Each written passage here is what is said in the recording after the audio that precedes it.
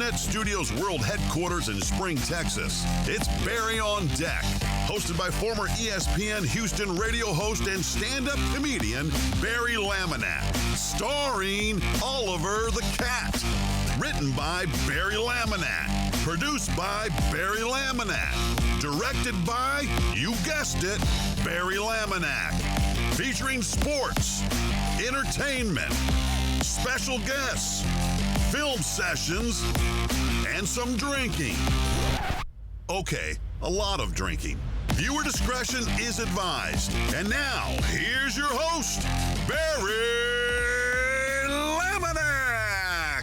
What's up, you damn dirty dickheads? Welcome to Barry on Deck. I am your host, Barry Laminack. Thank you guys for being here. Today is Monday, December 5th, 2022. And this is episode number 585. Barry on Deck, welcome to the show, welcome to the program. Hello, you raggedy bitches. How are you? I hope you're well. I hope you had a great weekend. Losing my voice. I don't know if I got sick. I don't think I got sick. I don't know if it's like drainage or what, but if I sound raspy, I couldn't get the what's up. I couldn't make it happen. But I tried. So here I am, fighting through the pain for you guys. Also, because Nora's like, no days off, ho. Get in there and work, you raggedy bitch. Real quick, let me check something here. Oh my gosh. Blah blah blah blah. Okay. It's weird. Oops. Oh. Sorry. I just checked and realized that I texted at 12:20 to be on the Isaiah Factor and missed it. Well, sorry. I just saw this. I'm sure you guys have already filmed. Sorry about that, chat. See, this is what happens when you don't check your phone all the time. My phone is always on vibrate. Next time, just give me a call and it'll ring. I suck, you guys. I really suck. Well, there goes that. So much for good promo. Jesus Christ. What a way to start the week. Hey, good to be back. Last show we did was the roast of my face on Wednesday. And we were off Thursday and Friday because your boy was on the road traveling, kicked off the first leg of a little mini Christmas comedy tour thing that I'm doing. So, yeah, it was cool. I've got stories. I'll tell you all about it. Have no fear. But this thing looks a little red, by the way, doesn't it? I don't know why it's doing that. It's, oh, you know what? It might be the Kelvin, the temperature of my little lighty light here. Yeah, we'll do the 6K. That's a little better. That's not as red. It's not like I'm tan or anything. All right. Let's start this show. Let's start this program. Let me say what's up to everybody that's popping stuff in the chat. Here we go. Let's see. 4 days ago, Alan Denson resubscribed for 10 months. Let's go.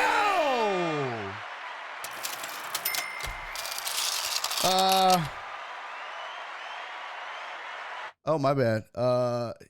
Yes, I can absolutely be there. They want to do it live. Action News 17 with Verlander. So apparently, like a lot of times we would do when I would do the Isaiah Factor, it would be done like on Zoom, but I guess that was because, COVID. So I guess we're doing it live. Cool. Let's see what she says. I was like, my phone's always on silent. Next time, just give me a call and it'll ring. She said, I did call first. I'm a mess. Hey, let me say what's up. Oh, shit. We got a hype train going. Sorry, guys. I'm a little discombobulated. Alan Denson, thank you for the 10-month resub,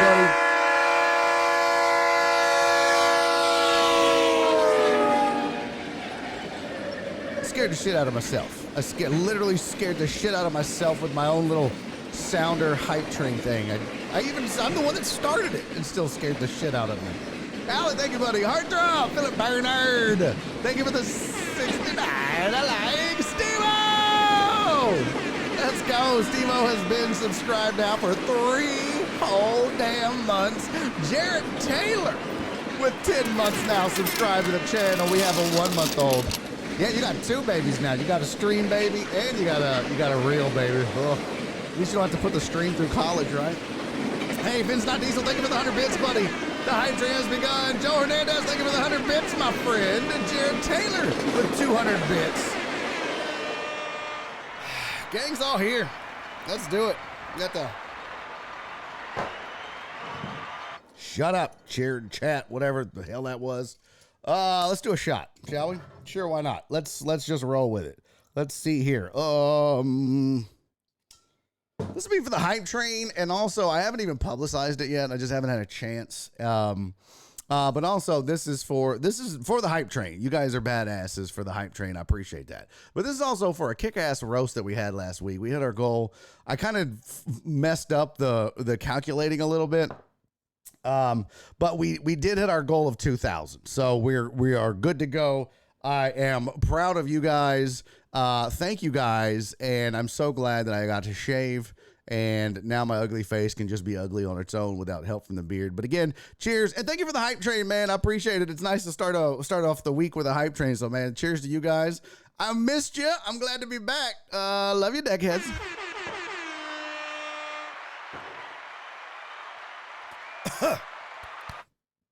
Okay, boy, that was the wrong idea. I have had a sore throat for 2 days. And that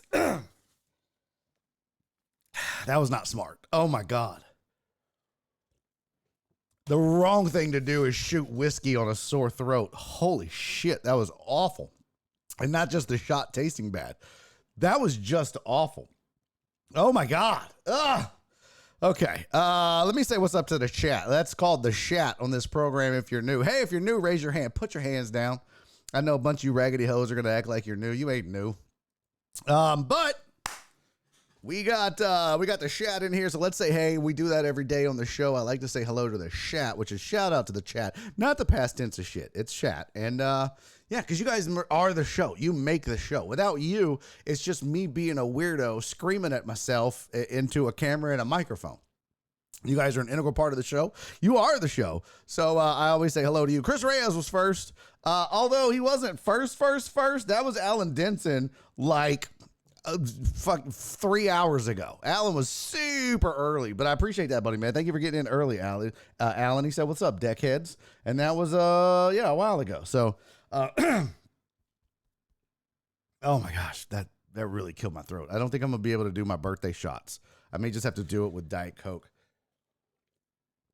Especially since now your boy done been confirmed. Make sure you tune in tonight, deckheads. I will be live on the Isaiah Factor talking Deion Sanders leaving Jackson State. So I guess I'll save my opinions for the Isaiah Factor. No, I won't. We're gonna talk about it today. Daddy needs content. Yeah, I gotta talk about it just so that I can not make videos. Yeah, so confirmed. Cool. I'll be there. Arrive at the station by 10:15. Security will let you in. Yeah, I know the drill. I'm there all the time. Okay, that's not true. All right, here's the chat. What's up, too? Christopher Reyes, Mr. 1%. Sorry about your Podbean, buddy. I still love you. Day one, Donna, my sweet Donna. How are you? Happy Monday to my sweet Donna. Christian, what's up, fam? Good to see you, buddy. Thanks for being here. Tiger Stripes got in early. I dig that. Alex Villanueva is here. Philip Bernard, he said, what's up, deckheads? Happy to announce I returned Barry back home safe and sound, and also I have entered the transfer portal. Excuse me. Nice. Very nice. Nick Gamboa's in the building. What's up, dog? D-Mata, my guy. What's up, buddy? Terrence is here. What's up, Terrence? Thank you for being here. FJ is in the building. Did I say Alex Villanueva? I think I did. I said Alex Villanueva. So good to see you in here as well. AJB, Super Falcons fan. Aaron J. Bryan.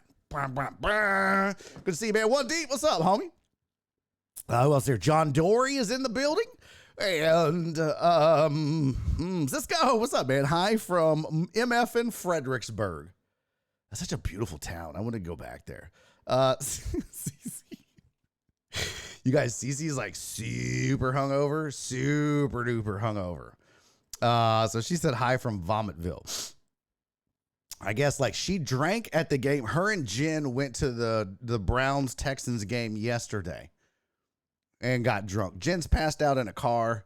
Clothes are off. Panties were on the antenna. Bra was on the side mirror. Cece's like, Jen, what are you doing? Put your clothes on. She's like, I don't care. She peed in the parking lot. It was bad. And so Cece drank at the game and then I guess went and drank again at some sort of Dallas Cowboy fan club event. So she's hurting. Who else is here? Let's see. Mr. Reyes, I got you. VB, what's up, man? Someone say shots. No.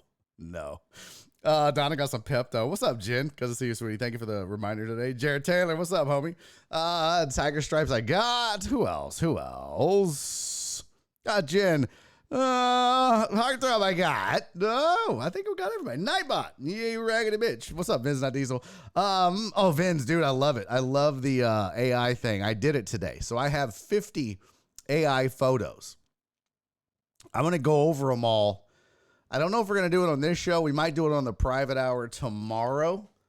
We're going to do the private Patreon only hour tomorrow in the 3 o'clock hour. So maybe I'll show you those then. Philip said he was going to roast me today on the show for the... I got a picture I'll show you. Oh, God, this tour. I got to tell you guys all about this tour. It's pretty wild. But Vince Not Diesel, man, thank you for being here, buddy. Who else here? Joe, what's up, homie? And Christopher Mina, what's up, dude? Jared Taylor's in the building. I like it. Shock! What's up, Shock? How are you, man? Thank you for being here. Thanks for showing up. I was going to tag you, but then I saw that Kyle King is also trying to steal you from the show like he stole sitting on the corner doing dope. Oh, I heard. I had people messaging me. They're like, yo, Kyle's still playing sitting on the corner doing dope on Saturdays. I'm like, well, you know, some people can't think for themselves. They can't come up with their own ideas. So yeah, run tell that. Kind of like what he did in his chat. Run tell that. Let's see what else. Shock. Let's see where did I leave off. Here we go. Heartthrob, I got Steve Loser. What's up, man? Good to see you, buddy. Amos, you actually sound better. Do I? I sound better than last week. My throat is killing me. What's up, One Deep? And Steve-O, I like primetime walk-in music. Does he have walk-in music? Hello, Jennia's mom. Oh, yeah. I totally forgot to announce. Jennia's mom will be here at 3:15. We will discuss whatever the hell comes up. Maybe I'll make my mom do the portal or AI thing. I don't know if she'll do it. Yep, Tiger Stripe. That is true. DJU enters the portal as a graduate transfer. That is correct. That's on the headline. So thanks for ruining that for me. Appreciate it. Good deal. She did. Let's see what else. Jen said it was fun. Well, I'm glad you guys had fun, man. There was no doubt in my mind when you two got together that it wasn't going to be fun. I went on nuts on the AI photos. It was worth it. Yeah, I paid the $8. I just was like, well, it's content. I'll write it off. Chuck said, tag me what I miss. With your tweet where you were like, why am I getting tagged on Twitter? And then Kyle responds like, I've been tagging you. Yeah. So surprised. Kyle on deck. Donnie said he's not original. Yeah. Kyle King Show equals the DH Gate Barry on deck. Let's go. Oh, Amos said sounds better after the shot. Oh, gotcha. Yeah. Well, that shit hurt. Hey, thank you for the Hype Train 2 subs. 469 bits. You guys are the shit. Love you to death. Okay. I may have to take several breaks today, just so we're clear. I'm not lying. Like, I may have to go on the disabled list. So let me explain to you why. Did I tweet out the show? Oh, I see. I didn't tweet it from my Twitter account. I did it from the Barry on Deck. And by the way, if you're a listener and you're not following me on Barry on Deck on Twitter, please go do that. Please just go do the follow thing because I'm going to try to tweet less sports from the Barry is funny and more from the Barry on Deck. So, I mean, I'll still tweet some sports and we can have convos and stuff like that, I'm sure, and because I'll forget. But, yeah, go follow Barry on Deck. Majority of the sports stuff that I'll be doing will be coming out on that. if I remember. I mean, let's be honest. I've been doing it all from Barry is Funny forever. So old habits die hard, I guess, right? Let's see. Where did I do the thingy thing? I can't find it. All right, so we have a lot to discuss today. We've got the transfer portals going crazy. Primetime has moved to Colorado. Justin Verlander is now a New York Met.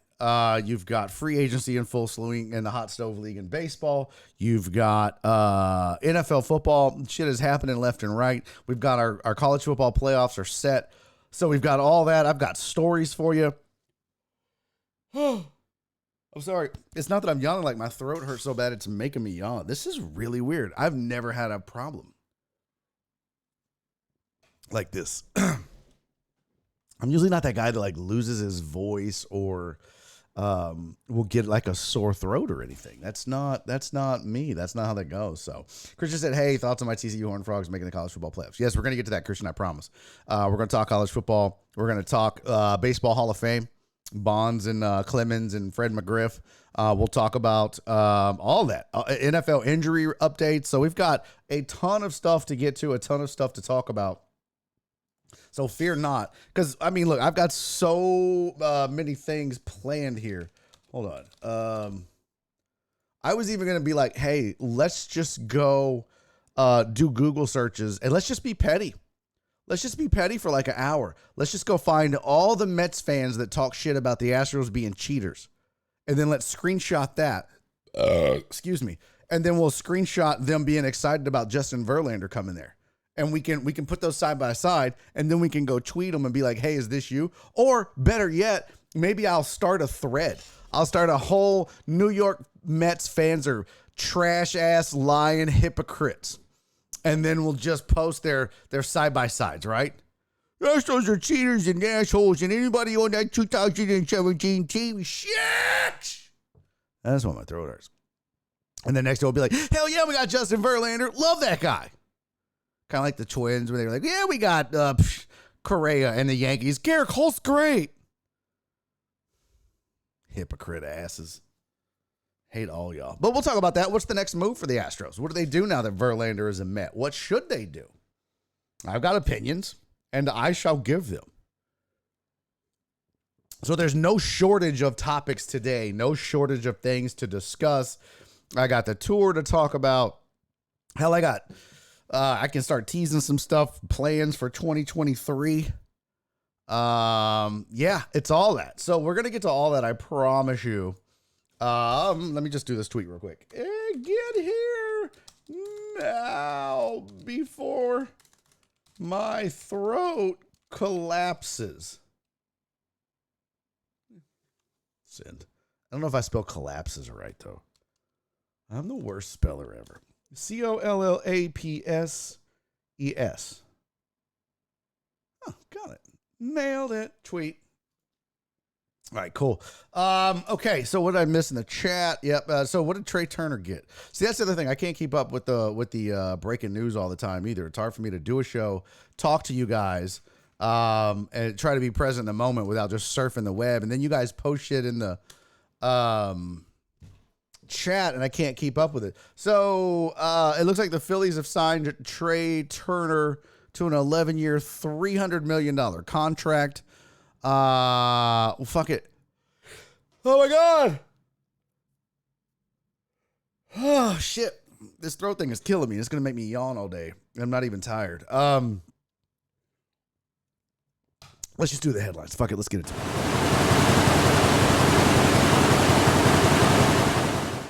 Oh, I'm struggle busting today, boy. This is going to be a tough show. It's going to be a tough 3 hours to get through.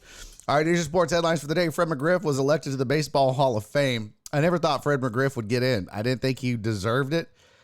I mean, I don't know. I was kind of on the fence with Fred McGriff. When I think of greatness in that era, I don't think of Fred McGriff, but you know, he wasn't really associated with steroids, and it's slim pickings in that time frame. So, I mean, maybe just by default, but like Fred McGriff, somebody says this, I don't use this, but yeah, somebody said Hall of Good.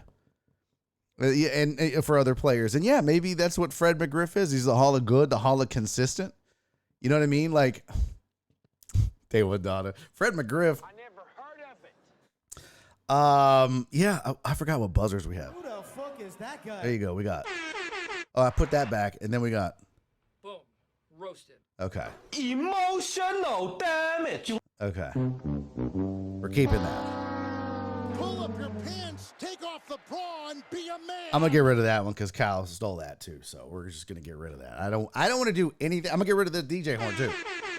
He's doing that. I'm getting rid of all that. I was just 2023. We're going all new sounders, all original shit. I don't want to be like any other show. I want to be uniquely Barry on deck. So if people take our shit, we'll just get something new. Fuck them. McGriff is as in take a bite out of crime. No, not McGruff. Fred McGriff. How do you not know Fred McGriff? You youngsters, I swear to God. What's up, Perry? Good to see you, buddy. Yes, I mean, Fred McGriff, Hall of Good. You know, who Fred McGriff reminds me of in football parlance? Frank Gore. That's what Fred McGriff is. Although I think Frank Gore deserves to be in the Hall of Fame and is better.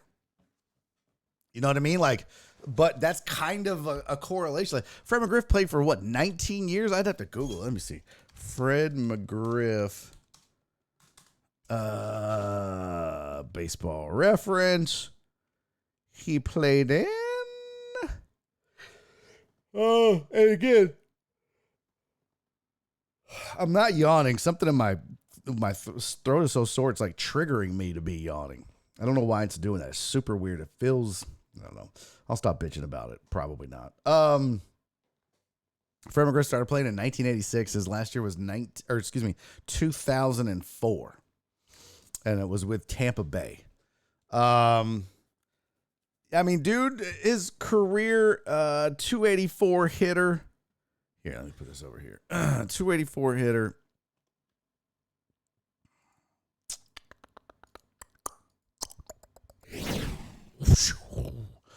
Oh, there you go. There's his stats. 493 home runs, hit 284 for his career, an OPS of 886 on his career, 1,550 RBIs, 1,349 runs, and 72 stolen bases. A good idea of what the guy did year in and year out. If you want that, is take a look at any time. And this is any player. If you want to get an idea, go look at 162 game averages for Fred McGriff here.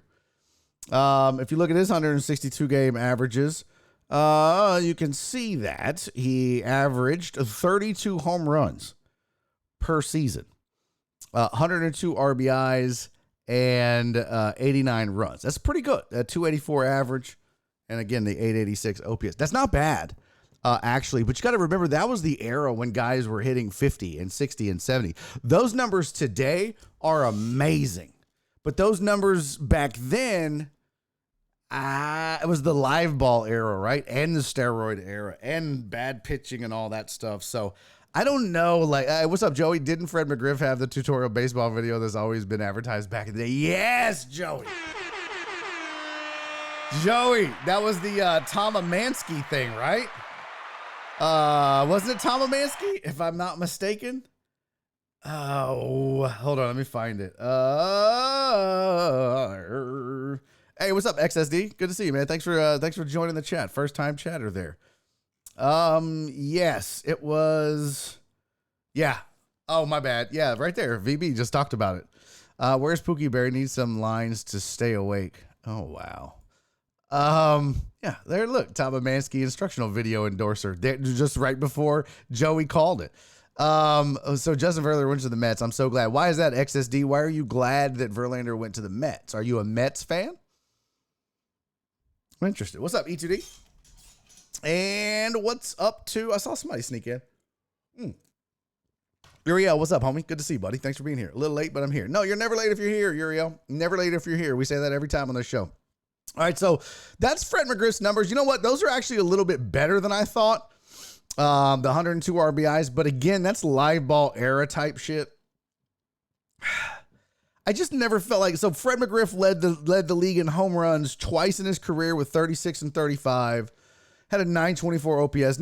89 was really good, but he still came in sixth in MVP voting. That's the best he could do. Sixth. The best he ever did was fourth in 93. Yeah, he was MVP vote. He was voted fourth in MVP in 93. and that was between Atlanta and San Diego. So, I mean, I don't know. They show you all this shit he's done up here. 5-time All-Star, 1995 World Series, All-Star MVP, 3-time Silver Slugger, and Hall of Fame now. Yeah, I don't know. I feel like we're just, we ain't got nobody else from this era in, so let's put in Fred McGriff. I'll say this, and then we can continue on with the rest of the headlines. I'd say this, if the Hall of Fame voters weren't, keeping so many guys out, if other guys like Bonds and McGuire and Sosa and those cats are all getting in the Hall of Fame, there's no chance Fred McGriff gets in. But because the field is so thin, and you're going to start seeing guys, getting in that maybe don't belong, that's Fred McGriff, because he was borderline to me anyway. So, what's up, E2D? All right, back to the sports headlines. Anthony Davis ripped off a 55er in a win over the Wizards. There's chance of MVP now. Hold on, Laker fan. How about you climb above 500 before you start cheering MVP? You can't be 10 and 12 and have value. You can be 10 and 12 and have hope. So you can maybe make, he's the MHP, the most hopeful player, the most valuable hoper, most hopeful play. I don't know. MVP? No, fam. That ain't it. But he's rattled off a bunch of good games in a row, and the Lakers are trending up in the right direction. So there you go. In the opposite direction, the Hawks, Trae Young, Nate McMillan, there's some trouble in River City over there in Atlanta, and tensions are rising, I guess. So keep an eye on the Hawks and Trae Young and what's going on over there. And lastly, Tiger Stripes ruined it. He's also the one that kind of tipped me off to it. But Clemson's DJ Ungalele, or they call him DJU, has entered the transfer portal after getting benched 2 weeks ago, or last week, I should say. And then he won't be starting the playoff game, so he's like, I'm out. So there you go. There's your sports headlines for the day, and we got to that so we could get to the rest of it. Now, a ton, like I said, an absolute crap ton, a whole big ass crap ton of stuff. Oh, CC, I love you, boo boo. She said, yeah, I can't do it. I'm tapping out. Barry, have a great show. I love you, boo boo. Get better. Boy, I tell you what, if CC's so hungover that she's got to just tap out and not watch the show, that was some prime time drinking going on there. That was some prime time drinking going on.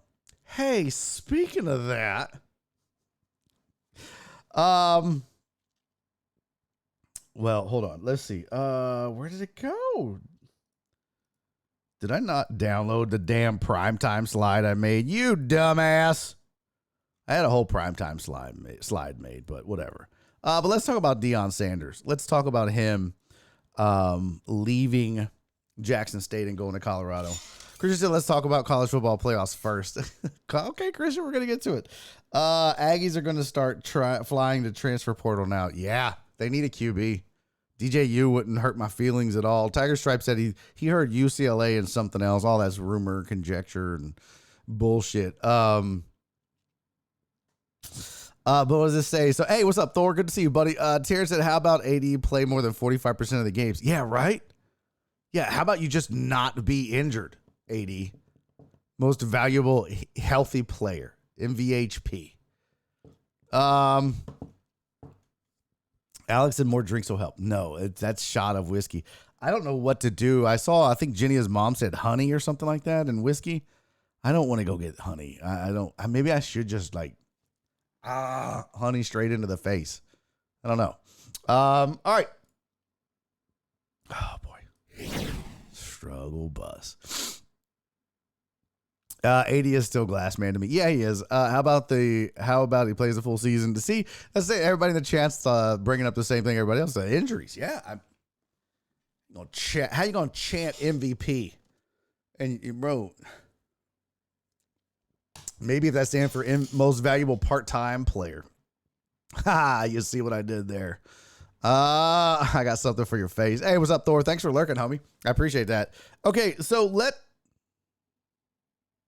my screen just went blank. That was super weird. All right, so let's get into it. Let's talk a little Deon in primetime. I got to tell you, I'm split on this. I know I'm supposed to, draw a line in the sand and pick one or the other because that's what it looks like on Twitter.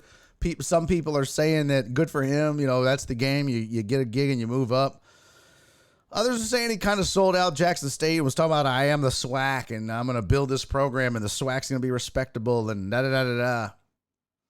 And then he leaves for Colorado. And I think my very first thought when Deion Sanders, when they announced or when the rumors were swirling that he was probably going to go to the Colorado Buffaloes, University of Colorado.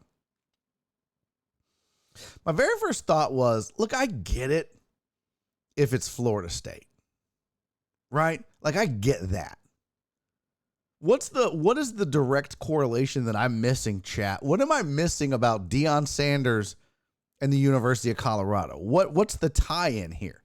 Other than it's a vacant job at a university that is all but forgotten in the college football landscape. There was a time when Colorado was a player.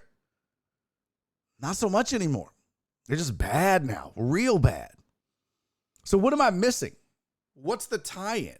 Why all of a sudden is Deon so excited about it? And I think to me, the more I think about it, the more I think he fed his players and the public and the media a BS story. At the end of the day, primetime is all about primetime. Now, I will say this. I was thoroughly impressed with his what he's done at Jackson State, how he's turned that program around, how well he coached, how well he recruited. He far exceeded my expectations. And I will also say that there were things that I saw from Deion Sanders on video and otherwise where I thought, you know what? He's really Slay Boot said people expect Deon to stay for 40 years, which I know is not realistic. And I wouldn't expect him to stay forever, Slave Boot, but to leave for Colorado?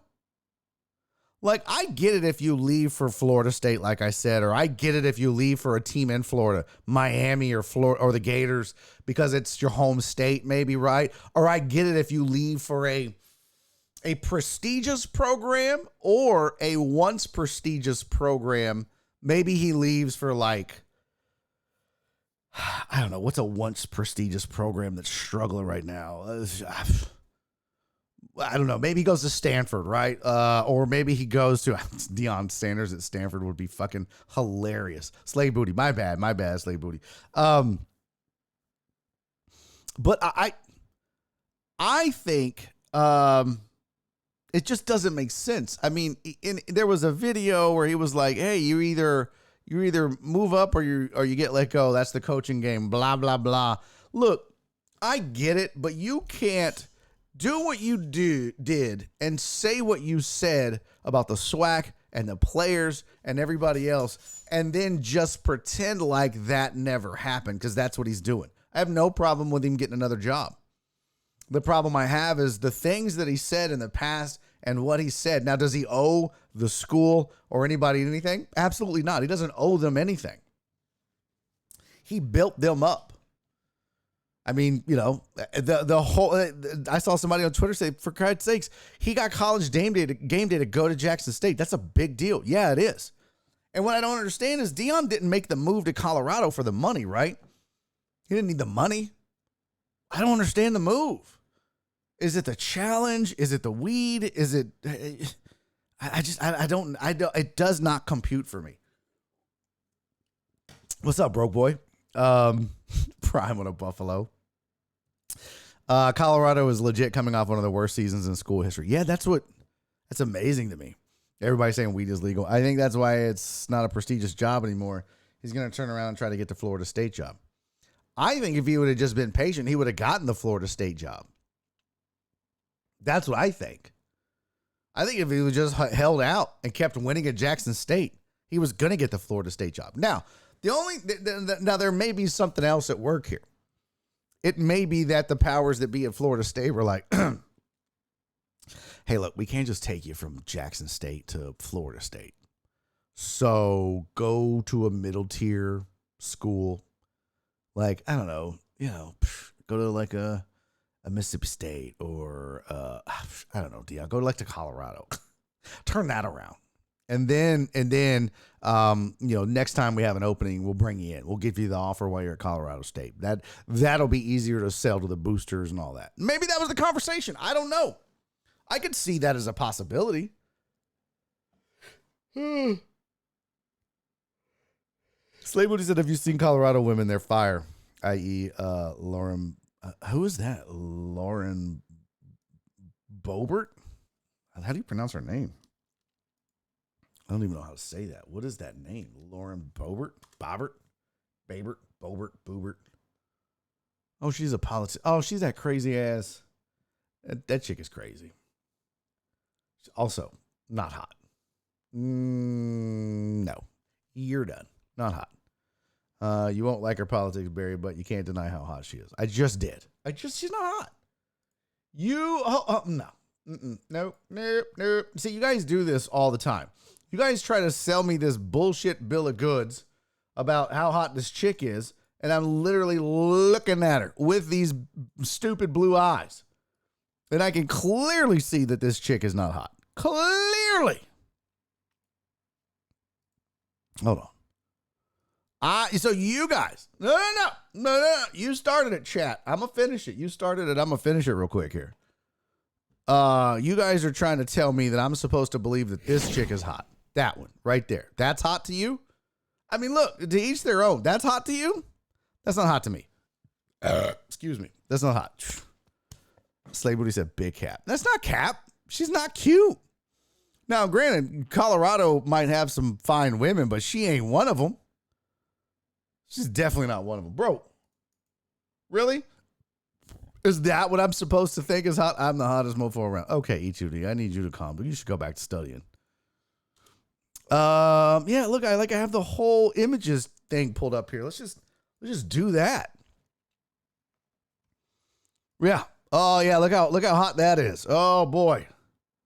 Oh, look at her. Oh yeah. Whoo boy, that's super hot. I think you guys, y'all's like either y'all have super low standards or but yeah, just how is that? That's not hot to me. I mean, like she would be hot if she was like a NASCAR driver or an MMA fighter. You know what I mean? But that's not it. E2D said, you're just jealous of my beard. Oh, look, someone forgot the rules. What'd I say? No roasting before or after. E2D. Definitely giving porn parody politician vibes. A little bit. I'll report on those day in Colorado. Yeah, hard times going next week. Glasses is what does it for her. Yeah, but Joey, there's more to a woman than just her not being able to see and being blind. I mean, look at this. All right, now also let's talk about the fact that she's an absolute psychopath if she's walking around with a gun on her hip like that. I mean, you are a psychopath and an attention whore. Guys, come on. That's not hot. Here we go. Oh, yeah. There you go. There you go, fellas. Jesus. That's ridiculous. She's far from hot. Terrence said poll time. You got to spin your cheese on that. I ain't doing a poll for that because she ain't hot. I ain't wasting my time. Let's see here. Yeah. All right, cool. So, back to the headlines. So, Deon transfers. And I think at the end of the day, he talked to, yeah, you did, Slave Booty. He talked to the kids at Jackson State. And he said, listen, I don't want to see you guys hopping in the portal and thinking that the grass is going to be greener. That's not what this is. That's not necessarily the case. This is about me and moving on and da-da-da-da-da. And then he got to Jackson State and he said, look, if you don't want to be here, if you don't like it or whatever, you can go. And I would be looking to cut everybody. So you better perform and you better play if you want to be here. And I like it. That's fine. It's cool. But Deon's going to make it about Deon, no matter what. Results be damned. It's going to be about Deon. And I think in a way, that's fine. You know that's what you're getting when you go with primetime, right? When you make Deion Sanders your head coach, you know it's going to be a circus. But I imagine that there were a ton of colleges around the nation that saw the attention and the recruits and everything else that was happening over at Jackson State and thought, I wouldn't mind that. I wouldn't mind that at all. Now, he did say he was going to make his kid the QB. His kid's the QB at Jackson State right now. So he's obviously going to have to enter the transfer portal. We'll see how that goes. It's just weird. That kind of nepotism, I don't know, man. That don't sit right with me. But, hey, look, if he gets results, if they win, if he turns it around, who am I to knock it? But I think that in a way, that rah-rah shit that he did for the first couple of years rings a little hollow now. But Broke Boy brings up a good point. There's probably going to be a lot of Jackson State kids that transfer to University of Colorado, which, if you think about it, those kids maybe didn't get a lot of offers from D1 schools. Maybe they didn't get a lot of offers outside of the SWAC or from Deon. And a few of them did. We know that he was able to recruit some highly touted players and some really good prospects and some really good football players and get them to go to Jackson State. But now you got kids that they're there and maybe they say, well, you know what? This is actually a D1 school now. And if I go there and we play well, even more eyes on me, even better chance of making it to the NFL. So it probably works in his favor. Good for him. But I just think at the end of the day, man, he talked all that kumbaya shit about the SWAC. And, you know, just he said one thing and he kind of did another. And not that he owes anybody anything. I don't want that. I don't want that to be like, oh, you had to stay. I mean, look, go get your money. That's just a weird thing. He didn't need money, but just go do what you do. I'm going to take everything he says with a grain of salt about where he's going. And I think the people that hire him should know that he's kind of the, who was the guy that kept leaving? He went to Arkansas. He's like the Bobby Petrino he's this year's Bobby Petrino. You know what I mean? As soon as some better shit comes along, I'm out. I don't know y'all shit. So, what does it say? Florida State was 9-3. They're going up. Florida State definitely mad. Prime stole Travis Hunter from them, probably. What's up, Total Dallas? Good to see you, buddy. Prime knows the SWAC kids can hang at the next level. That's why he advocated for an HBCU combine, too. No, I think he was just doing his part of promoting and politicking. And that's fine. But I would love to go back, and maybe I need to do that before I do the Isaiah Factor tonight. I need to go back and find some quotes to kind of back up my thoughts on this. But I just feel like he did a disservice. Hey, Rob, what up, man? Good to see you, family. Thanks for being here. Thank you for the 100 bits, buddy. E2D said, isn't every coach? Well, that's why I say I don't begrudge him, but no, not every coach. Some sign long-term deals and some keep their word and stay. I mean, Lane Kiffin said that. There were rumors he was going somewhere, and he was like, no, I'm not. I'm staying here, and he did. And he signed a new deal with him, so. Amos said, I think the nail in the coffin was the murder that happened on Jackson State campus last Friday. His son's car, and a bunch of other shit got broken into on campus. He did mention less crime in his Colorado. Yeah, now he did do that. If Deon succeeds at Colorado Pac-12, he may leave for SEC or Big Ten school in the future. Amos, that brings up an interesting point, though, man. And yeah, that's kind of what I was saying earlier, Evil Death. He's not going to be able to make a leap to a pardon the pun, a primetime program going from Jackson State to Florida State that they probably want to see him take an intermediate route first, right? Go to a Colorado or a mid-tier school and have some success, and then we'll bring you in because then they can't bitch. But Amos, that's an interesting point. I'm curious. Is there going to be backlash for that? Do you think that there will be backlash if that rings true? Do you think there will be backlash if Deon says, "Yeah, man, you know what? This is just a lot of crime at this school." I mean, could you imagine if another coach? I think you know what I mean by another coach. Could you imagine? I mean, if that's why you leave, there's tons of bad campuses and good. I mean, I shouldn't say bad campuses. There's tons of good schools and good campuses in bad parts of towns all over America. I mean, shit, U of H is in 5th Ward. We all know that that's not the best area of town. some crime going down around U of H and TSU. Could you imagine, though, if, who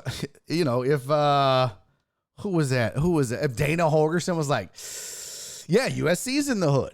Could you imagine if Dana Holgerson was like, you know what? I think I'm just going to go to Tech. This is less crime. I don't like this whole Fifth Ward thing. People be like, yo, fuck you, man.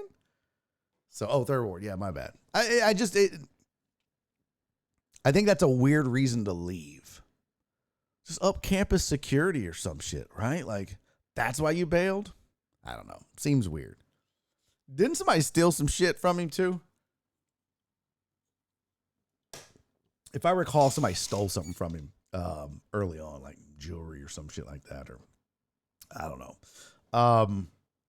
But at the end of the day, you got to do what you got to do. So I don't begrudge him. If it rings a little hollow. And, that's just me. Jackson State can hire Eddie George. He's coaching at Tennessee State.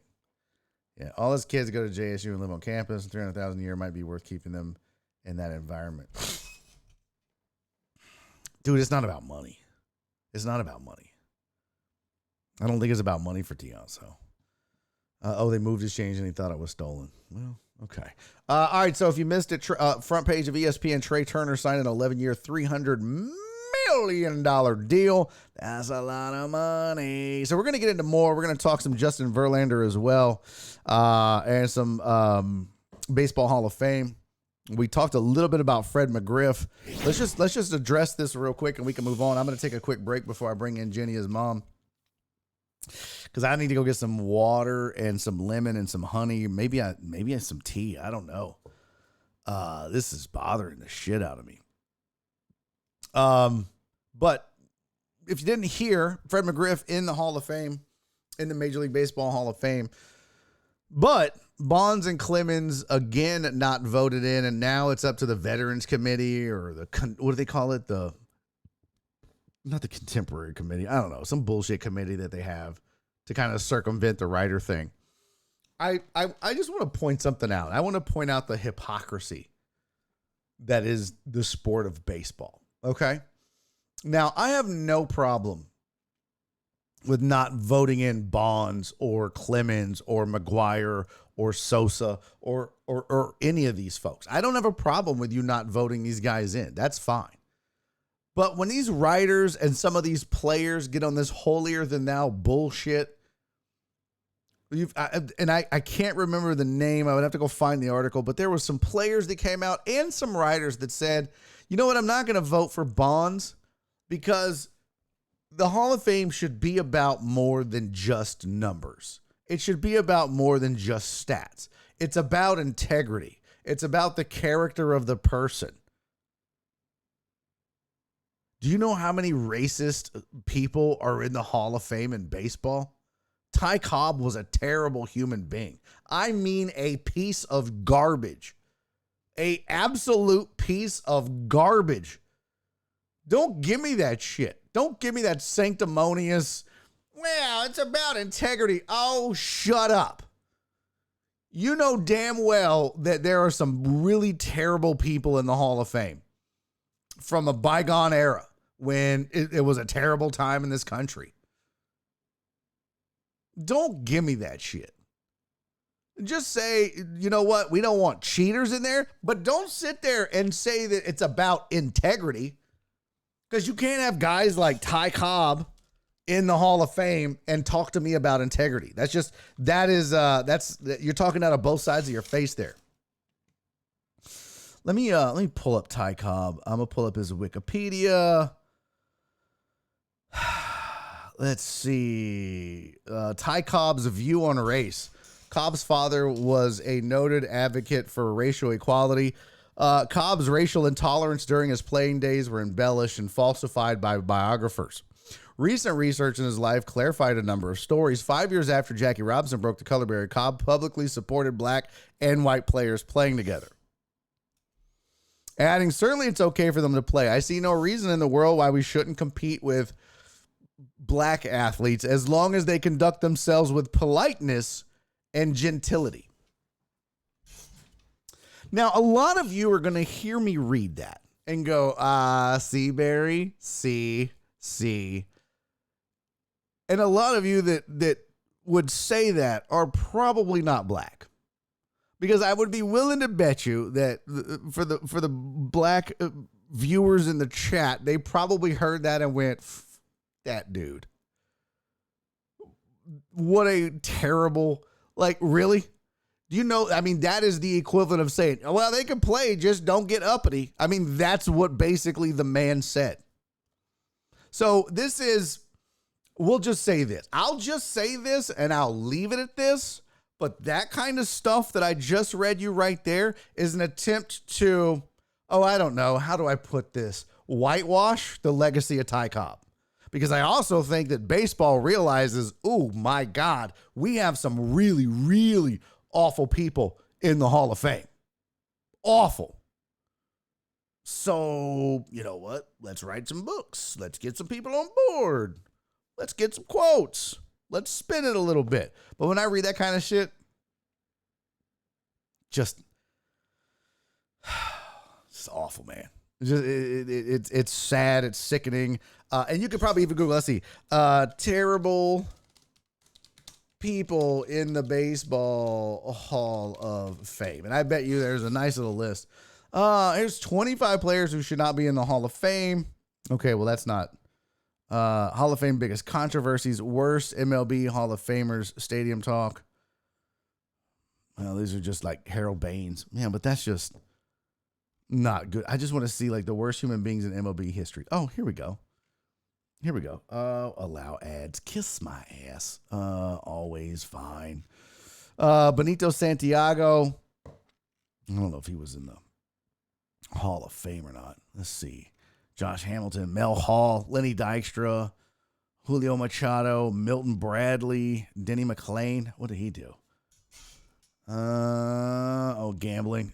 Chad Curtis, Jose Reyes, Jose Offerman, Gary Sheffield, Orlando Cepeda, Pete Rose. Okay, so these aren't Hall. Darryl Strawberry, Aroldis Chapman.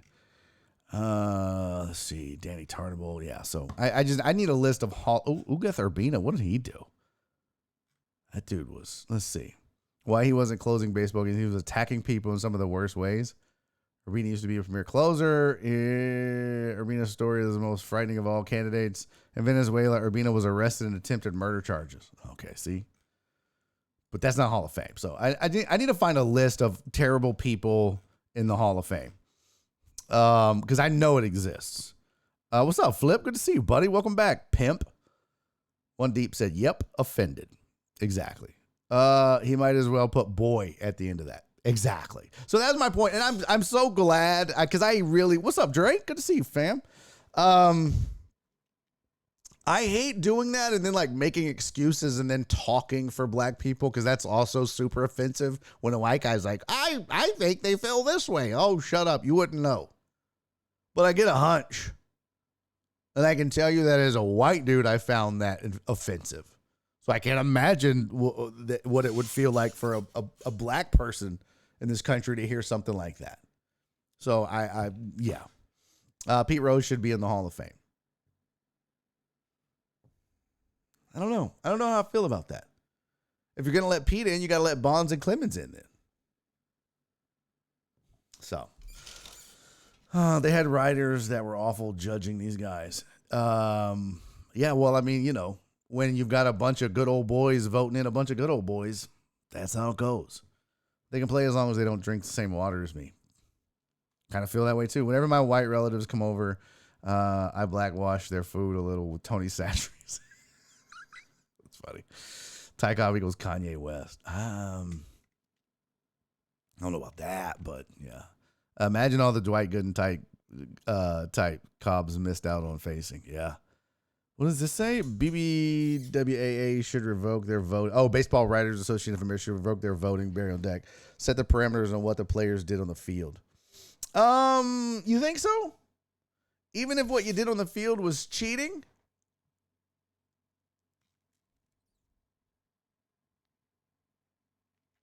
I guess that's what you meant, right? You should revoke their voting. Set the parameters on what the players did on the field. So what you're saying is you don't take into account Sean said I'm going to boycott baseball. Oh, no. You're still not going to watch games? But I think I understand what you're saying, Dre.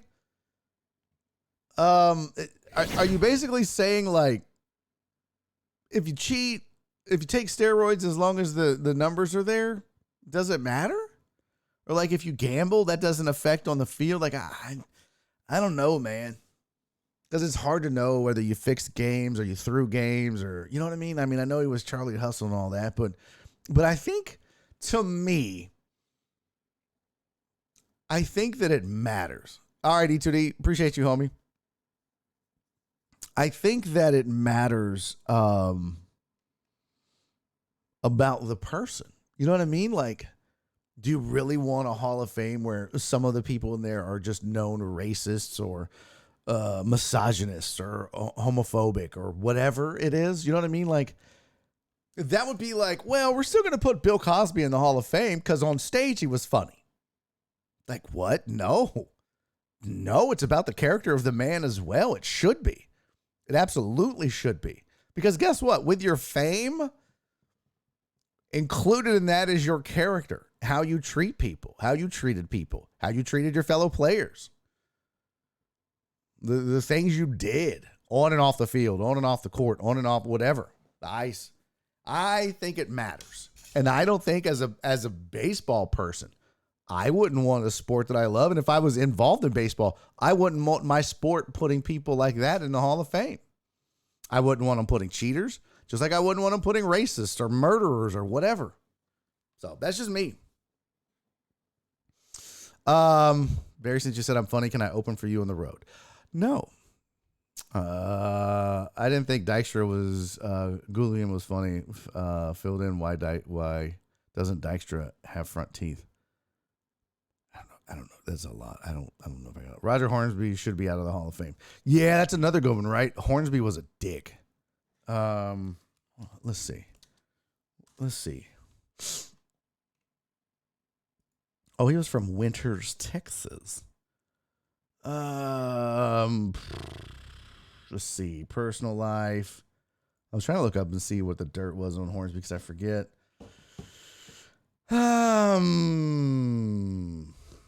Yeah, there's a lot of those old school dudes that are, I don't know, not good. All right, let's do this. I got to take a break. Oh, KKK. Well, there you go. But that's okay? No, it's not. But if your misdeeds were in the sport, not general moral failures. So wait, so the debate is, how did Pete Rose cheat like Clemens and Bonds? Well, you don't have concrete proof, just like you really don't have concrete proof of Clemens and Bonds cheating per se. I mean, you have circumstantial evidence, but you don't have, like, no one saw, you don't have a picture of Bonds with a needle in his butt or, anything like that. But, no, Dre. But just, you know that Pete Rose gambled on baseball, but you don't have any evidence that he threw games. But the suspicion is there, right? And that's the thing with a lot of these cats. I mean, you can clearly look at Bonds and Clemens and understand something changed. The same with Jeff Bagwell. You can look at Jeff Bagwell and go, wow, he looks a lot different. And you can tell me they worked out. Sure. But the thing is, when you do y'all know who this what's this dude's name? The Liver Man? What's his name? The Liver Man? Oh, the Liver King. So there's this asshole named the Liver King. And the Liver King's been running around touting about how all I do is eat liver from calves and I eat raw organs and it's good for you. And this is why you got a body like this, because I eat raw liver. That's him right there. There's your Liver King. That's him. He's ripped, right? Eat liver. Be like me. I eat liver and raw meat and raw organs and I'm swole up. And then he admitted that he does steroids. So, like, you can I mean, you can just look at the dude and be like, Anytime you see somebody with bodies like that, it's rare that there's not something helping. Just a fact. Trey Tutson said, we don't care about racist athletes. Racist judges and politicians bother us way more. Okay. I mean, I can't tell you yes or no. If that's what you, okay. And it should. I mean, yeah, there's one has a direct effect on you as opposed to the other, but I still don't think I would want a racist athlete in the Hall of Fame. I just wouldn't. I wouldn't want a sexist athlete in the Hall of Fame or a homophobic athlete. I wouldn't want any of that. A pervert, I wouldn't know. Just have some good moral character. Is that so difficult? Are we just like, but I know what Trey's about to say. That's why Kanye should be in the rapper Hall of Fame. Come on. Could be liver from Mexico. Yeah, that's that Alistair Overeem liver, right? I had a buddy, Behanna said I had a friend get into his diet, subscribe to his health program and everything, but now he feels like an idiot. Yeah, if it's too good to be true, it probably is. Okay, guys. I got to take a quick break. Mother, I'm so sorry. I just need to take a quick little break and get some honey, and then I'll be back. So give me just 2-3 minutes, Jenny. And then coming up next on the show, Jenny, his mom's going to join me. We're going to hang out with her for like we do every Monday for a segment on the program. And then when we get done with that, we will talk to some Justin Verlander, Houston Astros, and what do they do next? I'll tell you what I think, and you tell me what you think, and then we can argue about it like we do so often. All right. So I'm gonna take a quick break. It's not gonna be long. I'm gonna try to go make some tea in the Keurig. I think I have tea. I'm gonna get some honey, and yeah, we'll see if that helps. All right. So this is Barry on Deck. I'm your host, Barry Laminack. Stick around. Rob said sitting on the corner doing dope. Sure, why not? I mean, you know, it probably is not going to be around much longer since Kyle King thinks he can just take our theme song and play it on his show. I don't want it anymore. We'll do our own thing. So there you go. Barry, in a 5-man daily fantasy roster, I have 3 TB wide receivers, Godwin, Evans, and Julio, and both starting running backs. No QBs. Thoughts? Ask me again. I'm not sure.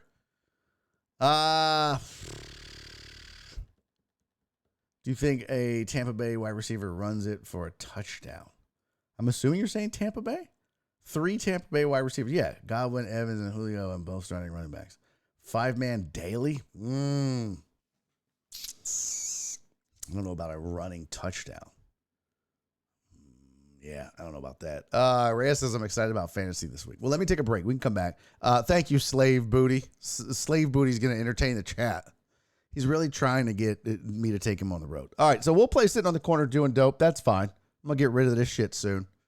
Yeah, 2023. Maybe we'll just make it go away and Kyle King can have it, right? All right, we'll be back right after this. This is Barry on Deck. I'm your host, Barry Laminack. Stick around. Don't go anywhere. We got plenty of show to go. Tons of show. We go till 5. Tons of sports to talk about. So hang in there. I'll be right back.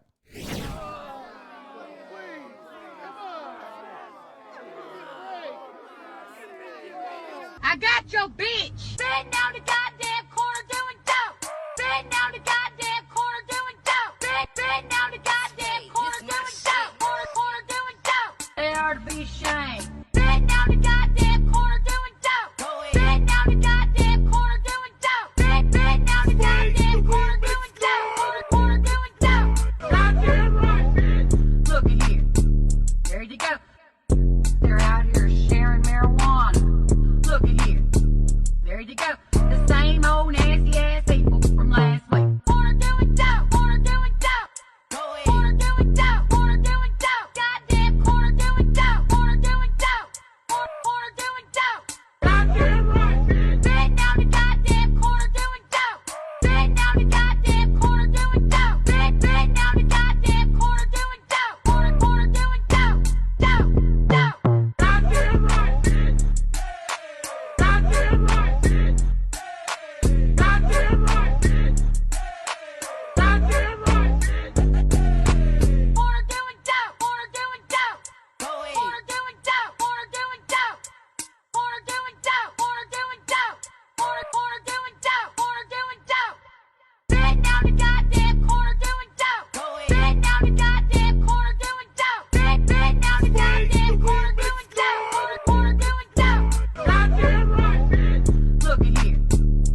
to go.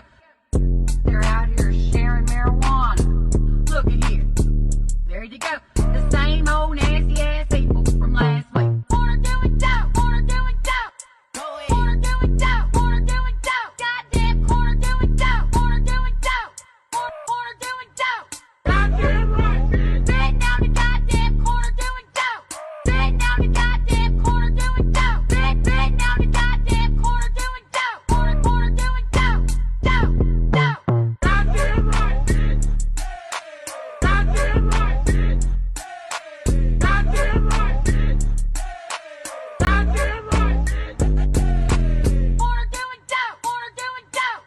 Corner doing dope. Corner doing dope. Corner doing dope. Corner doing dope. Corner doing dope. Corner doing dope.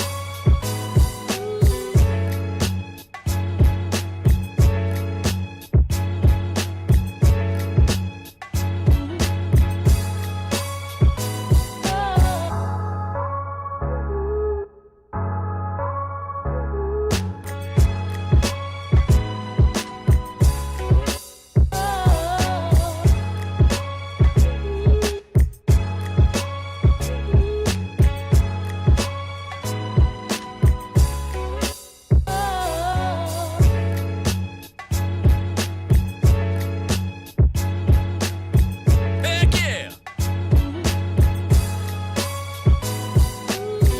Hey, welcome back to hour number 2 of Barry on Deck. I'm your host, Barry Laminack. Thank you guys for sticking around through the break. Those of you that did, those of you that didn't, go have sex with yourself. I'm going to try this. It's a lukewarm tea, but all I could find was green tea. Some Lipton green tea bags. I don't know if that's going to help. I've never made tea, so I don't know, like, how hot the water's supposed to be. How long I let it steep or sit in there. I don't know. Probably gonna taste like shit. I did get some honey, local honey, and just as a backup, I grabbed a water. No Diet Coke. I gotta get rid of this. Hey, my sweet Donna. Thank you for the Ream Slap, sweetie. 9 months for having a baby.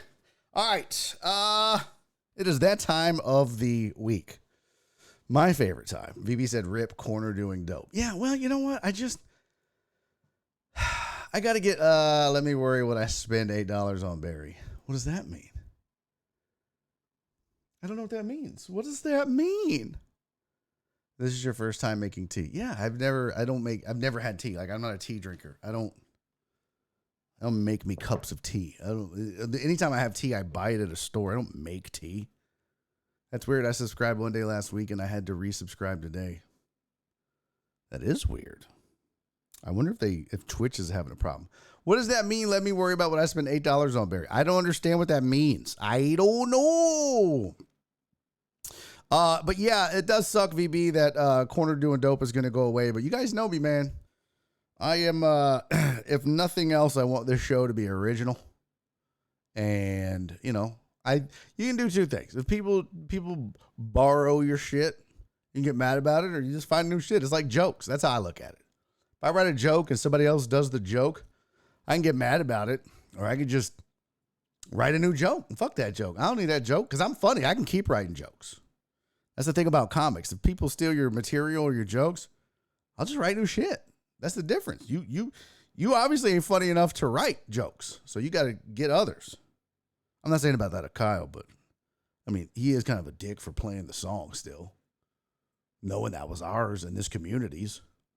It's whatever. I'll tell him. I'm going to text him today. I'm like, "Hey, asshole, you still playing the song? I thought the bit was over."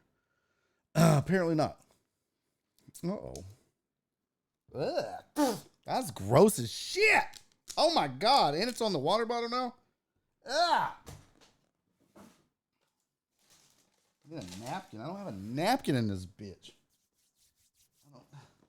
Damn it!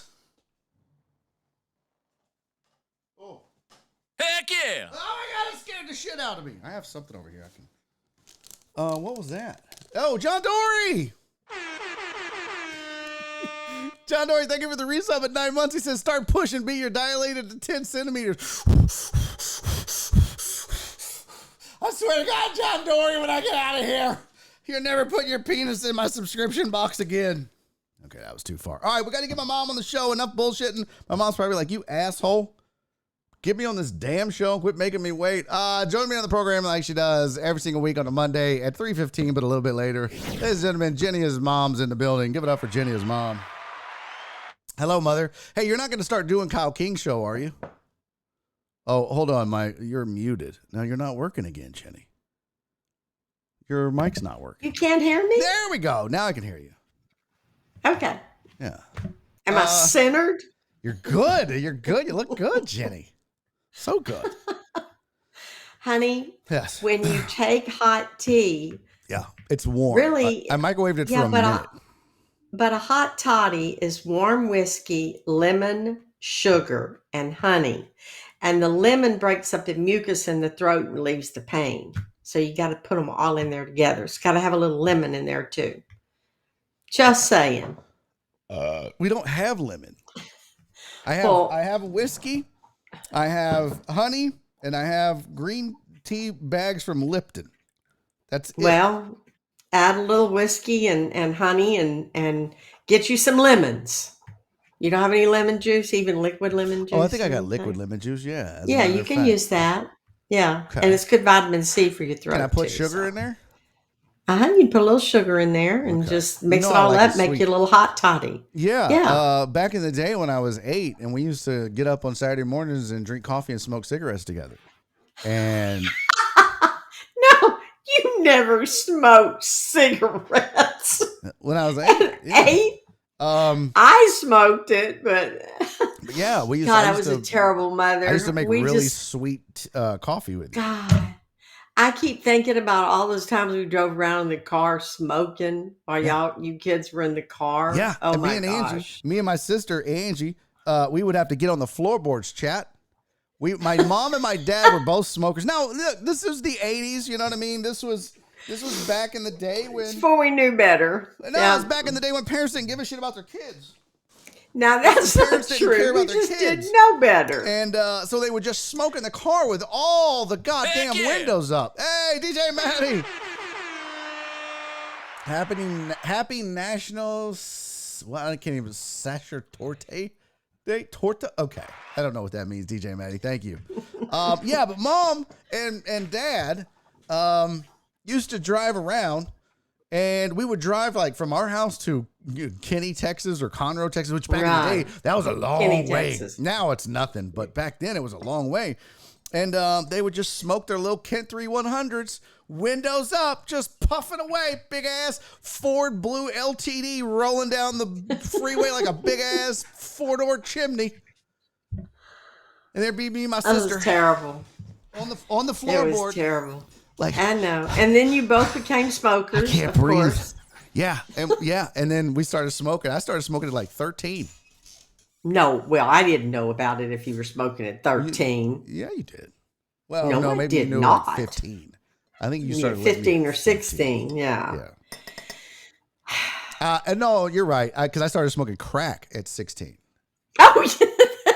and that you let me do that. Barry, Yeah, why do you want to tell those people that? because it's Shame true. on you. I think they should know. You were a cool mom. You were like, yeah, you want to smoke your little cigarettes? Go I ahead. never When you're ready, did when you're ready to graduate to the real stuff, hit me up, son. I'm just Oh, saying, chat. Yeah, guys, don't That's believe how any she of did it. that. That's how she did it. crap. That was back in the day. Spoon said I smoked weed with Jenny. Okay, well, first of all, we're not going to be making jokes about my mom. I never smoked weed. Yeah. Yeah. Listen. Don't be saying, I did this with Jenny. Okay, let's calm down. Talk about somebody else's mom, not mine. Yeah, you're the only one allowed to talk about your mom, Talk right? shit about her. That's right. There you go. That's there exactly you go. right. riding around in a car full of smoke and no seatbelts. Those were the days. Yeah. Oh yeah, no seatbelts. seatbelts. Oh my God. That was back then when you maybe had an 8-track player in the car, or you had an AM radio, and to set the station, you had these pull-out tabs, and you would You have had to to pull them out and push it all the way in. pull it out, and then push that bitch back in, and that set the station. It was great technology. It was a simple time. Yeah. Very, very It simple. was a much simpler time back then when Yes, it was. 13-year-olds smoked cigarettes with their moms and drank coffee. You didn't either. Get your story straight. When did you start smoking? At what age? I didn't start smoking until I went to college, because if you got caught smoking in high school, you got kicked out of cheerleading, drill team, everything. So Wow. I wasn't going to take a chance. Yeah. That was too important to you. Although there were a couple of slumber parties where we might have smoked, but everybody was sworn to secrecy. Yeah, it was. Yeah. Ooh, you guys. But I didn't have a drink crazy. till I got to college. Really? So you didn't drink or Really. smoke until you got to college? Or you had a No. couple puffs on a cigarette? Did y'all even inhale? No. You were probably like, I thought it tasted terrible. well, I told the story about you throwing up on weed on this show, I think. What? Yeah, wasn't it you that got the smoked weed and threw up? Or was it Dad? No, I never smoked weed. Must have been your dad. I never smoked maybe it was weed. Dad. Yeah. Because I was talking about it last Get your week with- parents straight. Well, look, you guys were such goody two shoes. I swear to God. Well, I was back then. Yeah, well, Dad was too. I mean, Yeah, well, that was just the way it was back then. I mean, you didn't, you got caught smoking or drinking, and oof, you were in big trouble. Nasty Nate said my dad always had a beer in his lap while driving. Yeah. So Oh did mine. yeah. Yeah, we had Well, my a big dad- little cooler, and my dad, Yeah. we'd be driving to Kenny, Texas, or Conroe, Texas, or wherever we were going. And my dad would finish he called them red dots. It was Pearl Light, and that's what he drank at first. Yep. And he'd be like, give me another red dot, and he would take the empty and he would just put it behind the seat, and we would get into the cooler and give him another beer. We literally are committing crimes for our parents, giving them alcohol Yeah. to drive with. And that wasn't even the worst part, chat. The worst part was the pea cup. That was the worst fucking part. Is my dad had a pea cup in his car, and he would not stop. I know he's going to really appreciate you telling this. Oh, there's so many dads that do that. But he would just beat a cup. How many? Okay, chat. Put a 1 in the chat if your dad had a pea cup in his car. I think you're going to be surprised how many ones pop up in the chat, Mom. I don't know why that was a thing, but dads just, I ain't stopping on this goddamn trip. I can pee in this cup. And then you get to a red light and There dump you it out. go.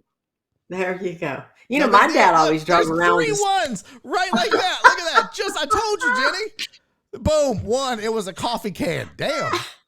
How coffee big's your can. There dad's you go. dong? He's peeing in a fucking coffee can?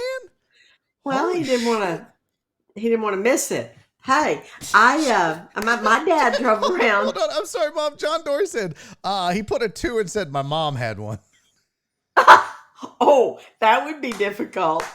That is hilarious. That is so funny. All right, Mom. I'm sorry. Go ahead. Hey, my dad drove around with a scotch and soda in the car all the time. Really? That Yeah, was he had a just- full bar in yeah. the glove compartment. You just open it Yeah. up. I'm telling you.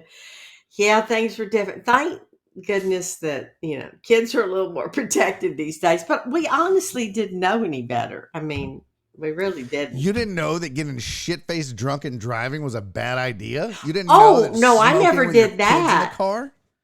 Oh, and now smoking with my kids in the car, we just never thought about it. We didn't know how bad smoking was for you. I mean, everywhere you looked, it was advertisement that smoking was good for you and cool and calmed your nerves. And, everybody smoked. There were Sexy. very few people that didn't smoke. That's why we all died of the ones that kept smoking had Yeah. lung cancer. How long has it been since you smoked a cigarette, Mom?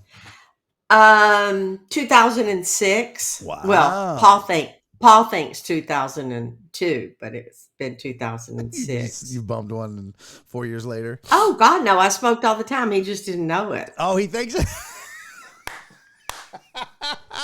That's so funny. I would, you know how you do this, you smoke and then you spray around the car and then you're doing this before you go in the house. Oh yeah, I know, because I used to do When it we before were in you said it was Reno, okay for me yeah. to smoke as a kid. Of course, did it all the time. Yeah, he didn't like me smoking, so I always smoked when I was So- at work. When we were in Reno, I would smoke on the way home, and then I would air the car out and spray Like perfume you on didn't me, show and up smelling gargle like and smoke. But you knew that you could tell when I smoked. How do you think Paul wasn't going to know as a non-smoker? I told you the story about when we went to Washington and I had to quit. That's the reason I quit, because I knew he was going to find out. Did I tell you about that? No. I had a patch on. Oh, okay. So we took Taylor and her friend to Washington D.C. when we got back to Houston. Taylor's I my think it niece, was like by the way, chat. Yeah, it was like 2006, and I thought, oh crap, we're going to be together constantly for a week. I'm not going to be able to smoke, so I thought, well, I guess I'll just put a patch on and maybe I can get through it. So I bought me some of those nicotine patches and I put a patch, on my stomach, and off we went. And the first night we were in Washington, we were getting ready to go someplace, and he goes, What's that on your stomach? I went, oh, it's a nicotine patch. And he goes, why do you need a nicotine patch? And I went, well, I've been having these urges lately to smoke, and I just thought I better put it on so I won't give into it. You lied to your husband? I did, but you know what? I never smoked another cigarette. That was Can't believe you lied to your 2006. husband. Your whole relationship is built on a lie. No wonder he didn't get you the Astros.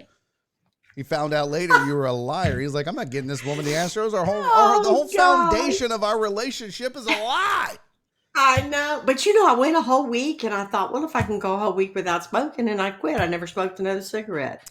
So it worked out. It was very difficult for me to quit. And, look, it's very difficult. I tried, and what ended up happening with me, and this is such a sad story, but I was the guy, I would have a patch on and still smoke. I would wear, I would wear a patch, and I'd still go out double whammy of smoke nicotine. 2 packs a day. Yeah, it was bad. I was up to 2 packs, to almost 2.5 packs a day by the time I quit. But what made me quit was one day Nora and I were watching a TV together, sitting in the living room on the couch, and the show was about smokers. And it was the show was about something else. It was about couples, or I don't know, but the guy was a lifelong smoker, and he had emphysema, and he couldn't move. Like, he literally, because you remember, so my grandfather, your mom's husband, your stepdad, my step-grandpa, he had emphysema, and we would watch Mel. And my first stepfather, too. Yeah, well, I didn't really know him, but Mel, I remember watching him. Like, he couldn't walk to the truck. He'd get in the truck, and we'd have to sit there for 10 minutes before he left just to catch his breath. Right. It was really sad. Yeah. And he would just sit there and breathe heavy in the chair. It was just crazy. But this guy couldn't move. That's how bad it was. Like, any movement, and he just couldn't breathe. So he literally was just laying on a couch dying.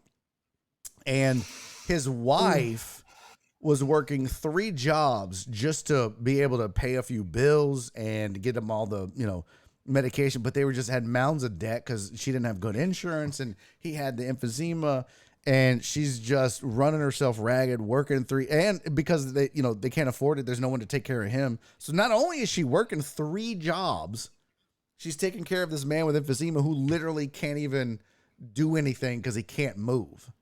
And it was the saddest thing I had ever seen. And I look over and I see a tear come down Nora's face. And I'm not exaggerating, and I'm not saying that for a story. And she's thinking, that's me in 20 years. I looked over and I see my wife start to cry, just one tear. And I immediately knew what she was thinking. That's going to be me. And I thought, no, it's not. And I didn't say anything. But I quit. I went into the doctor that week, and I was like, "You've got to help me." And he gave me this for shit, you, Barry. And he gave me this shit called Zyban, which is an antidepressant, right? That also suppresses like the desire for nicotine. And I never smoked again. Well, in fact, the way that he did it was, I said, "So when I start taking Zyban, am I supposed to stop smoking?" He goes, "No, you'll quit on your own." I was like, "Nah, I won't." He goes, "Yeah, you will." He goes, "I promise you, you'll just not want to smoke anymore. It'll just slowly go away." I was like, okay. Yeah, and you know what's so funny I is think I smoked for 2 more weeks, but I just slowly stopped wanting to. Yeah. Yeah. What's so funny is now if I get around smoke, like I go in a casino or there, oh, I get a sore throat, I get an earache, I'm coughing. I'm thinking, how the hell did I ever, how was I a smoker when I'm so allergic to it Yeah, now? I it's don't know. bad. The Maybe I'm smell glad I is quit. I'm just glad you awful. quit. Yeah, the smell is just it's so It's disgusting. now. terrible. The It's worst terrible. former smokers are the worst when they're around cigarettes. It's just ugh. Donna Yeah. said, "Newsflash, we can still smell it." Yeah, that's the thing, Jimmy. You were getting busted. Paul just wasn't saying anything. And B. Hannon said the cover up is the worst smell. Yeah, right. So It is. anything going on? And you got anything going on, Mom? Oh, I got my girls coming tomorrow from a card party, so I'm getting ready for that, cooking and getting everything done. I watched 3 soccer games this past week. Look at you. Yay. Look at you. I You don't watched- know any more than I did the first 10 minutes I watched the first game, but Did you watch USA Iran? Did you watch that? I did. I did. And then I watched USA in the Netherlands. I didn't get to watch that one. I was on the road. Yeah. Well, like I said, I don't know any more than I did, but I watched it, so I'm a So are you going to be a soccer big fan? fan. Now? You're going to watch it going forward? Just random Dynamo games? Probably not. Probably not. But I'm trying to be open-minded and learn something about it. I've been watching U of H basketball. Saw the St. Mary's U of H game. That was great. U of H has got a real test coming up. They're playing Virginia and Alabama here in the next few weeks. So we'll just see how good they are. Look at you. So I'm excited about them. Well, good. And, just watching football and getting ready for Christmas shopping. So what do you want for Christmas, by the way? I have a whole Amazon list, but I don't want anybody to give me anything. Well, then why do you have a list? Oh, just 'cause for shit that I can get next year. But I don't. Oh. No, I'm not like I don't want anybody to buy me any gifts. Well, It's not necessary. I'm we're- 48. I'm 48. I don't need any Christmas gifts. it's At 48 Christmas. Oh, you old humbug, At 48, Scrooge. you don't need. If you're still 48 and you still give your parents a Christmas list, you're an asshole. Well, no, but I mean, you could have you're bound to be something that you want. If you're going to buy something for somebody, you want it to be something they want. I guess I'll just give you a gift card again. You don't need to give me anything. So I'm there. 48. I'm a grown ass man. I don't need I a don't Christmas care. gift. I I mean, it's don't different when care. you're a parent. Like your kids, can still buy you stuff, but you don't get your 48-year-old son a Christmas gift. He's a grown ass Yeah. man. You've completely lost the whole point of Christmas as far as gift giving goes. The whole So, point of Christmas anyway. is Jesus, Jenny, not Amazon. Exactly. Yeah. But giving gifts is a time that people Listen, celebrate Christmas. Don't screw me on don't- Christmas. Don't Who's argue the one with in your a mother. Christmas show? I'm gonna start smoking if Who's you the get one smart in? with me. Oh well. I'm the It's gonna one be your fault. in a Christmas show dressed up in a fucking camel. Oh, I had so much fun at your It's show, so Barry, and I embarrassing. have pictures, and I will sell You will those. not. I will sell those I to raise am Christmas money. Mortified of that. And Heartthrob came to the show on Saturday, and he was like, "Oh, you're in Who so did? much Heartthrob." On Saturday, okay. Philip Barnard, and he was like, because he lives in Ponca City, Oklahoma, which is where I Oklahoma. was on Saturday. He Right. goes, "Oh, you're in so much trouble on Monday." I said, "Listen, Oh, I have some really I don't good care pictures. if you post the pictures of me as a grandma. I really don't. That was fun and funny. But honest to God, the camel thing is humiliating. It's degrading, and it's not funny to me. And so, Okay. why are you doing that, Mom? I'm dead ass serious. Like, I didn't post a thing, but I just want you to know that I have it.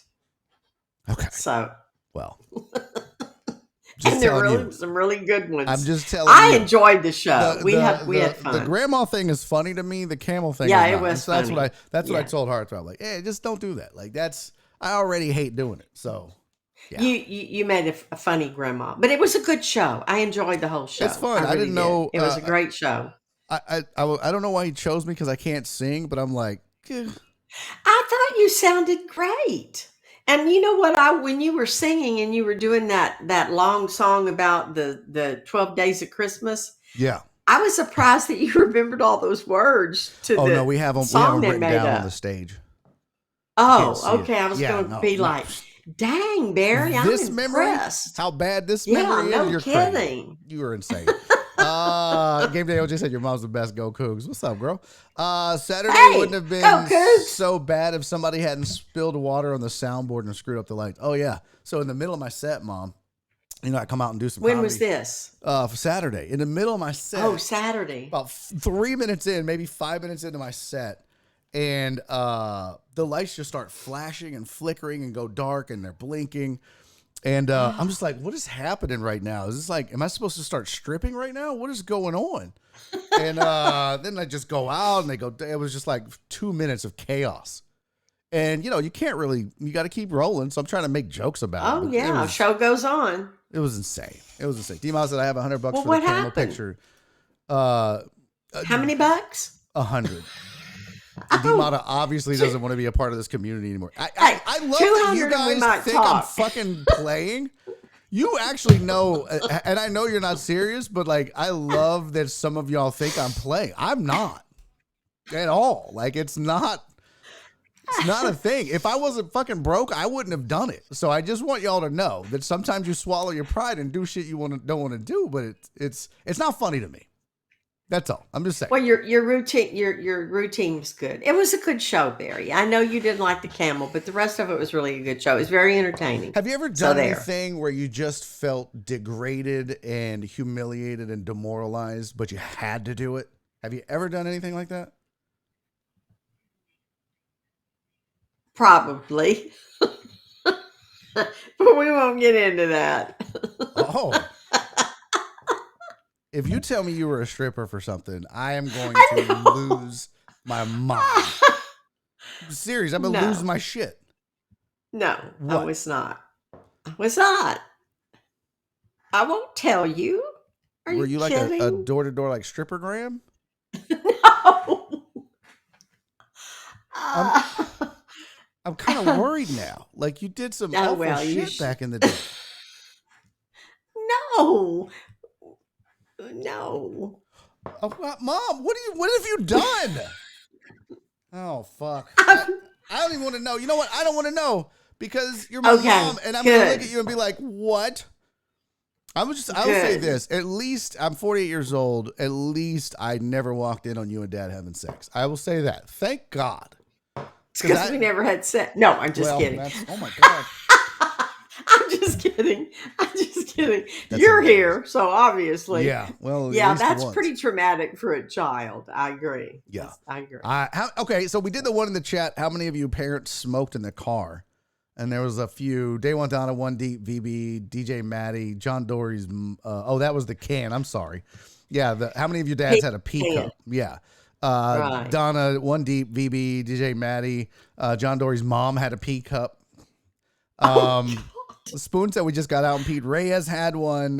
Dre did not. My pops would pull over wherever. So how many of you had parents who smoked in the car? Door-to-door strippergram, does that still exist? No, that doesn't still exist. And my dad smoked too. What was I going to say? Shit. I forgot what I was going to ask the chat now. I don't know. You were accusing me of being a strippergram or something, and that's when you lost. Yeah, no, I was going to ask him something else. No, my mom wasn't a hitman. Total Dallas. No. Okay. Well, I don't want to know. That's what I was going to ask. How many of you walked in on your parents having sex? Put a 1 in the chat. If you accidentally, even as maybe you were 7, 8 years old, or I don't know, maybe 47 or 48 years old. I don't know. What or you walked in and didn't know really what it was. Yeah. How many of you put a 1 in the chat if you walked in on your parents having sex? B. Hannon put a 1 and then 2 1s and then 4 1s. B. Hannon, how many times did your parents not have a fucking lock? God bless. Lock the door. He said too many. Would you live in like a hippie commune? What the hell? He put so many 1s in there. It looked like computer binary. That's a lot. Bless his heart. Alan Did Denson, it taint him for life? Somebody's taint was there. Yeah. Alan Denson, DJ Maddie, Chris Reyes, D Mata. I was like 5 or 7. Chris D Mata. Cruvius had never walked in but could hear them through the door. Ooh, is that worse, Cruvius? Is it worse to hear your mom be like, "Oh yeah, that's the spot"? like, it's yours, Daddy. Like, what? Oh, God. Oh, my God. Yeah, I don't think I'd want to hear it or see it. That would be awful. God, that would be awful. Hard Top said I never walked in, but my room was next to my mom's, and I had to hear it all. Oh, God. dear. That would be so traumatic. I don't think I would be able to, like, look at you if that ever happened. Honestly, I don't. Well, I'm glad it never did. Yeah, and you never walked in on me jerking off, right? Think so. No. Yeah. Well, that's good. Right. Because I would have remembered it because I would be like, oh, my God, I'd have been mortified. I think. Oh, yeah, God. I would have remembered. That would be awful, too. I don't think I would ever be able to. Well, I mean, you were really cool about that stuff, though. You wouldn't have made me feel like a weirdo. I mean, you were a teenage boy. It's not like it wasn't happening. Yeah, you wouldn't have made me feel like a weirdo, but there are some parents that would be like, oh, my God, you're going to hell. Oh, my God. Yeah, you were real cool about that stuff, so it'd been better. Well, what if it wasn't with each other? Oh, what? Yeah, I don't know what that is. One Deep. Who'd you walk in on doing what? Where? That's super weird. All right, we got chat. This chat has issues. Mother, I love you to death. Thank you for doing this. Love you too, honey. For the delay. Lots to get to. See you next week. Yes. Go Cougs. Go Cougs. I wish I could say go Texans or go Rockets or something like that, but that ain't happening. I should see you before next week because I got to come over and do some stuff for you. I owe you a couple things. Yeah. Oh, also don't forget. Okay. I don't know if you heard it, but tonight, 10:15, the Isaiah Factor, Fox 26. I heard that, but I didn't know what channel. Yeah, Fox 26, the Fox Isaiah 26. Factor. At what time? 10:15. What time? 10:15. Okay, I will tune in. Have a good show. I love you, Mother. Love you. There he is. Bye, deckheads. Jenny is mom for her weekly segment here on the show. So much fun. I love hanging out with my mom. She is the craziest, best person, man. I can't wait for you guys to meet her. A lot of y'all are going to get to meet her in 2023. I promise. We got a lot of shit that we're planning in 2023 for Barry on Deck and for the comedy, Barry is Funny stuff, and just in general, my brand and what we're doing. And we got Patreon shit in the works. It's going to be a lot of fun. So buckle up, bitches. 2023 is going to be good. So, can't wait for you guys. Hey, what's up? Jamal, Real J Monkey in the building. Jenny is mama's A1. She's the best, Justin. She's the best. What did B. Hannah say? Oh, the lotion underneath the bed. Yeah. My sister told my grandmother that she heard mom and dad having a conversation. Granny asked what she said, and she told us my mom turned red and my dad died laughing. Oh, damn. Yeah, that's embarrassing. That's super embarrassing. But we're only telling y'all the location on the Discord. What? But we're only telling y'all the location on the Discord. Oh. Okay, so let's get to this. We got some college football to discuss. Did Christian leave? Christian, are you still here? We got to get to that.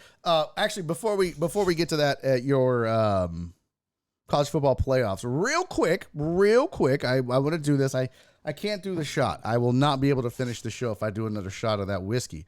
However, we still have to acknowledge, because I wasn't here last week for it, but we still have to acknowledge.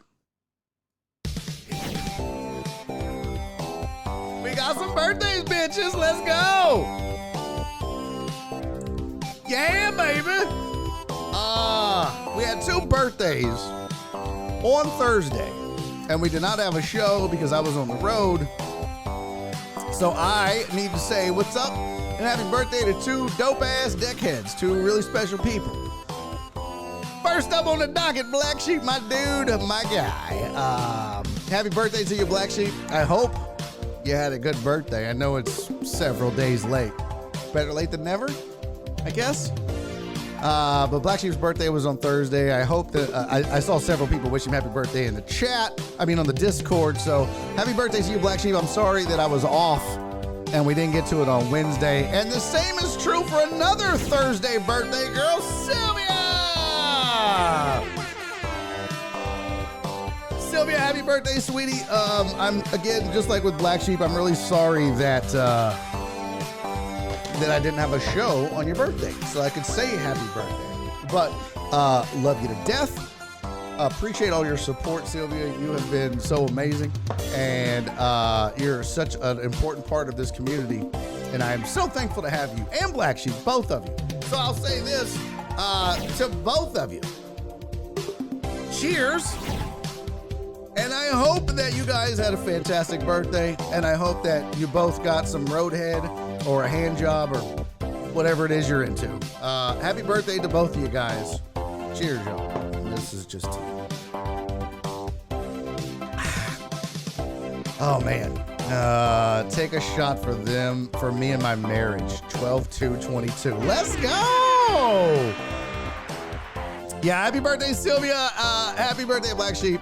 I hope you guys had a badass birthday. So. All right. I don't have like a smooth out on that. Yeah, hey, congrats, Justin. Happy for you, dude. That was 12/2. Did you guys end up going to New Orleans like you had planned on? I know you and I had talked a while back when I married Shelby and her man. You guys were talking about doing that. So if not, either way, I hope that it was fun and you guys made some lasting memories, man. And congratulations on getting married. All right, here's what I'm gonna do, chat. Let's do this. Let's talk college football, and then I got to take a break and get some more tea to make it through this hour because I don't know if I will. And having to do TV tonight, I'm going to have to figure something out. I may have to get some like chloroseptic or something. It is just, and it's not like Nora looked, she's like, yeah, you don't have the flu or anything. It might just be drainage or you're just talking too much. Okay, that's possible. All right. So let's talk some college football playoffs, and then we'll come back and we'll talk some Justin Verlander. And what do the Astros do next? What's the next step for the Astros now that Justin Verlander has signed with the Mets? But before we get to that, let's talk college football. What do you think? Are you happy with the top four? Did the committee get it right? Did the committee do their job appropriately? Does the committee have the right four people, or I should say the right four teams selected? Let me pull up the rankings page, and we can look at that too.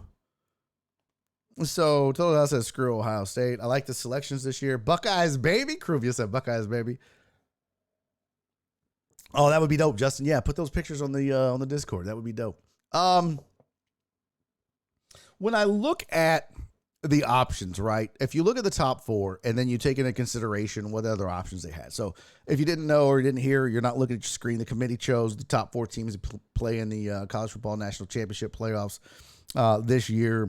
It is Georgia at 1, Michigan at 2, TCU at 3, and Ohio State at 4. I mean, we theoretically could have another Michigan-Ohio State national title. Ain't gonna happen. This is definitely a two-horse race, in my opinion. Stranger things have happened. I mean, TCU just got beat by K-State. Didn't think that was going to happen. Didn't see that coming at all. But I would, I think I'd be more shocked at this point if Georgia or Michigan had lost to somebody like that than a TCU. Ohio State's loss was to Michigan. Not as shocking, but it was a thumping. So it wasn't like they, it was the last second field goal or anything. So there was 2 undefeated teams left in the top 25. There was 2 one-loss teams left in the top 25. 2 undefeated teams were Georgia and Michigan. 2 one-loss teams were TCU and Ohio State. So how much of this was just the committee going off of records? Okay, well, how many times did they lose? And how much of this is the committee saying these are the best 4 teams in football? Because look,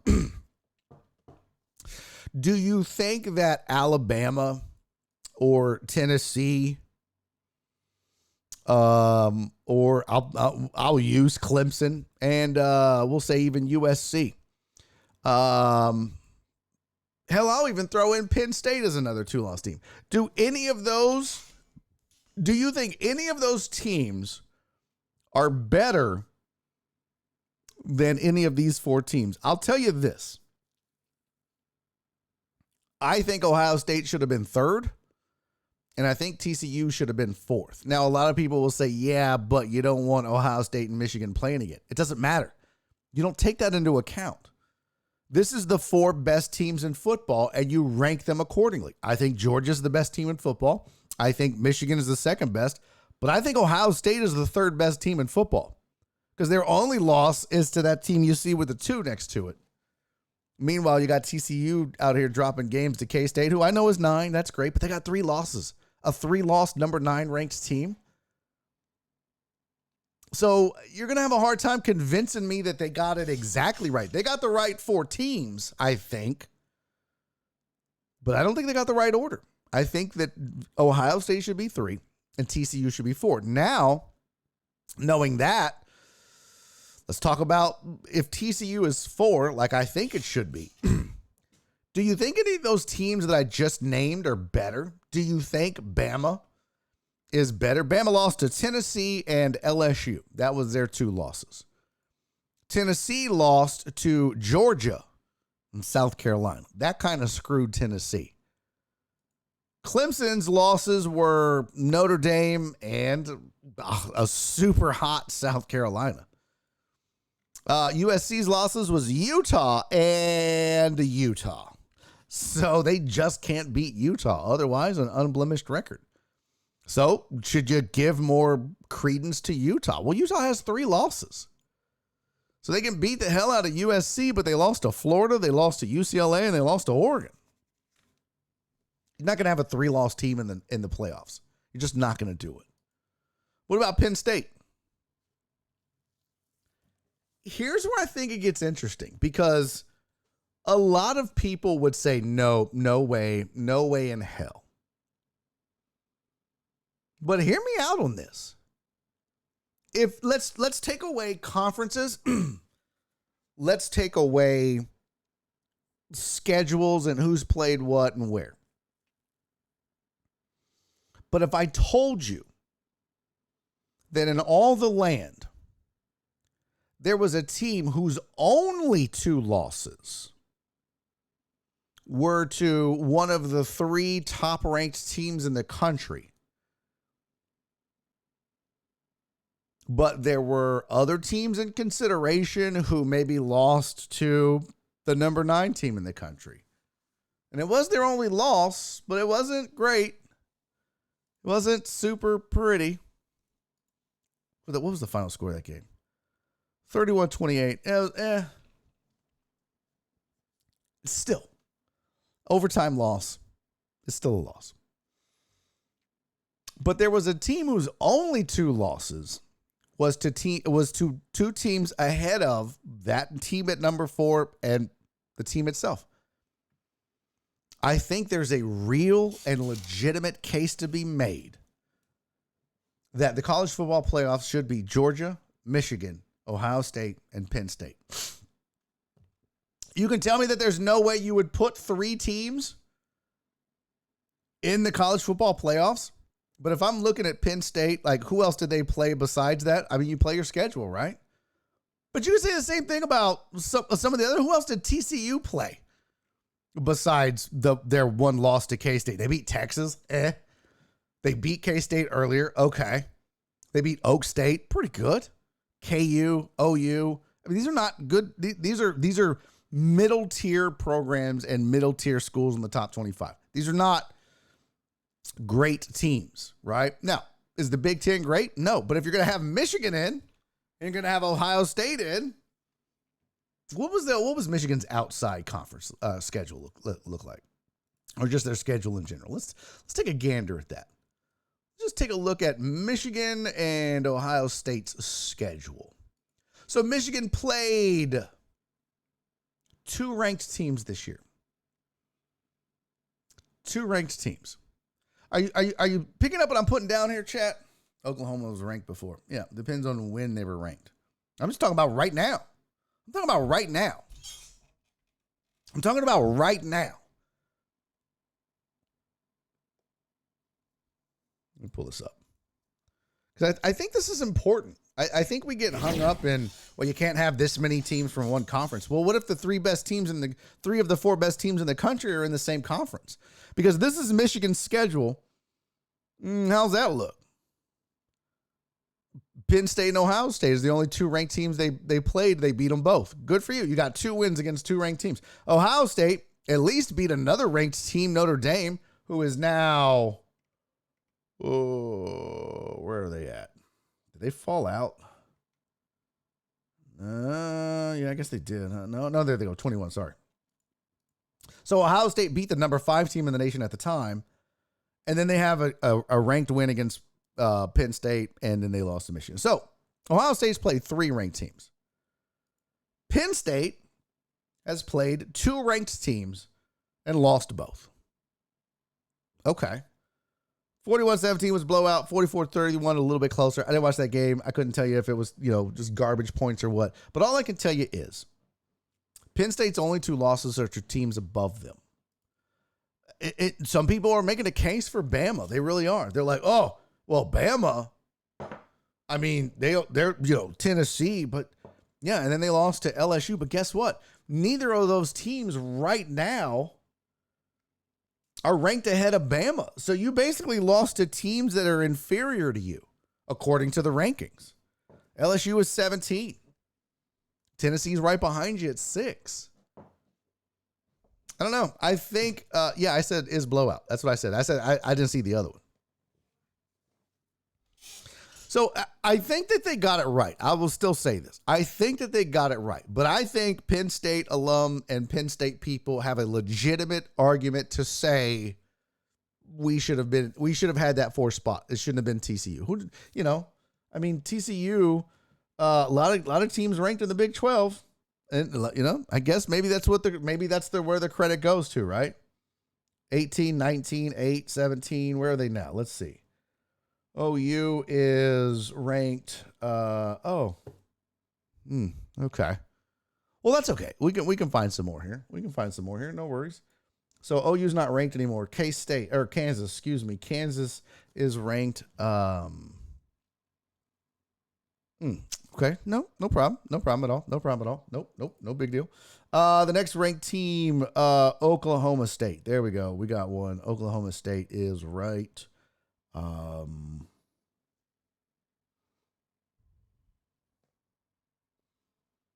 That's not there either.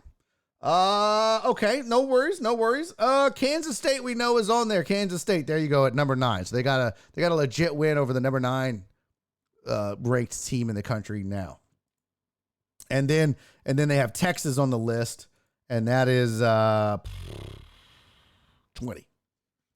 So legitimately, TCU has 2 wins over 2 ranked teams, 9-20, and I guess that trumps 2 losses to the number 2 and number 4 ranked team in the country. I don't know. Just makes some sense to me. Just makes some sense. Real J Monkey said, even with LSU's A&M loss, if they beat Georgia, should they be it? No.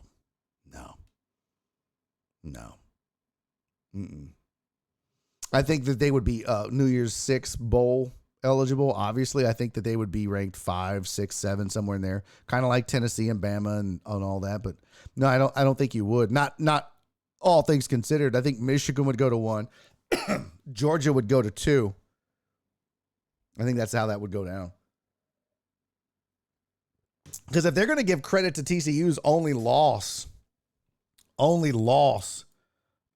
being against K-State in the conference championship game and close, yeah, I think they would do the same thing with Georgia. And, K-State got a bump for that. They moved up a spot. They're number 9, so LSU would be the same, right? LSU would have been up there. LSU fell 3 spots. They probably would have cracked the top 10 with a win over Georgia. So, hey, what's up, Tony the Handsome? Long time no see, buddy. Look at Kareem, Rock Chalk Jayhawk. Even with, I think if Tennessee had the QB, they might have been in. Now, that's a good point, too. But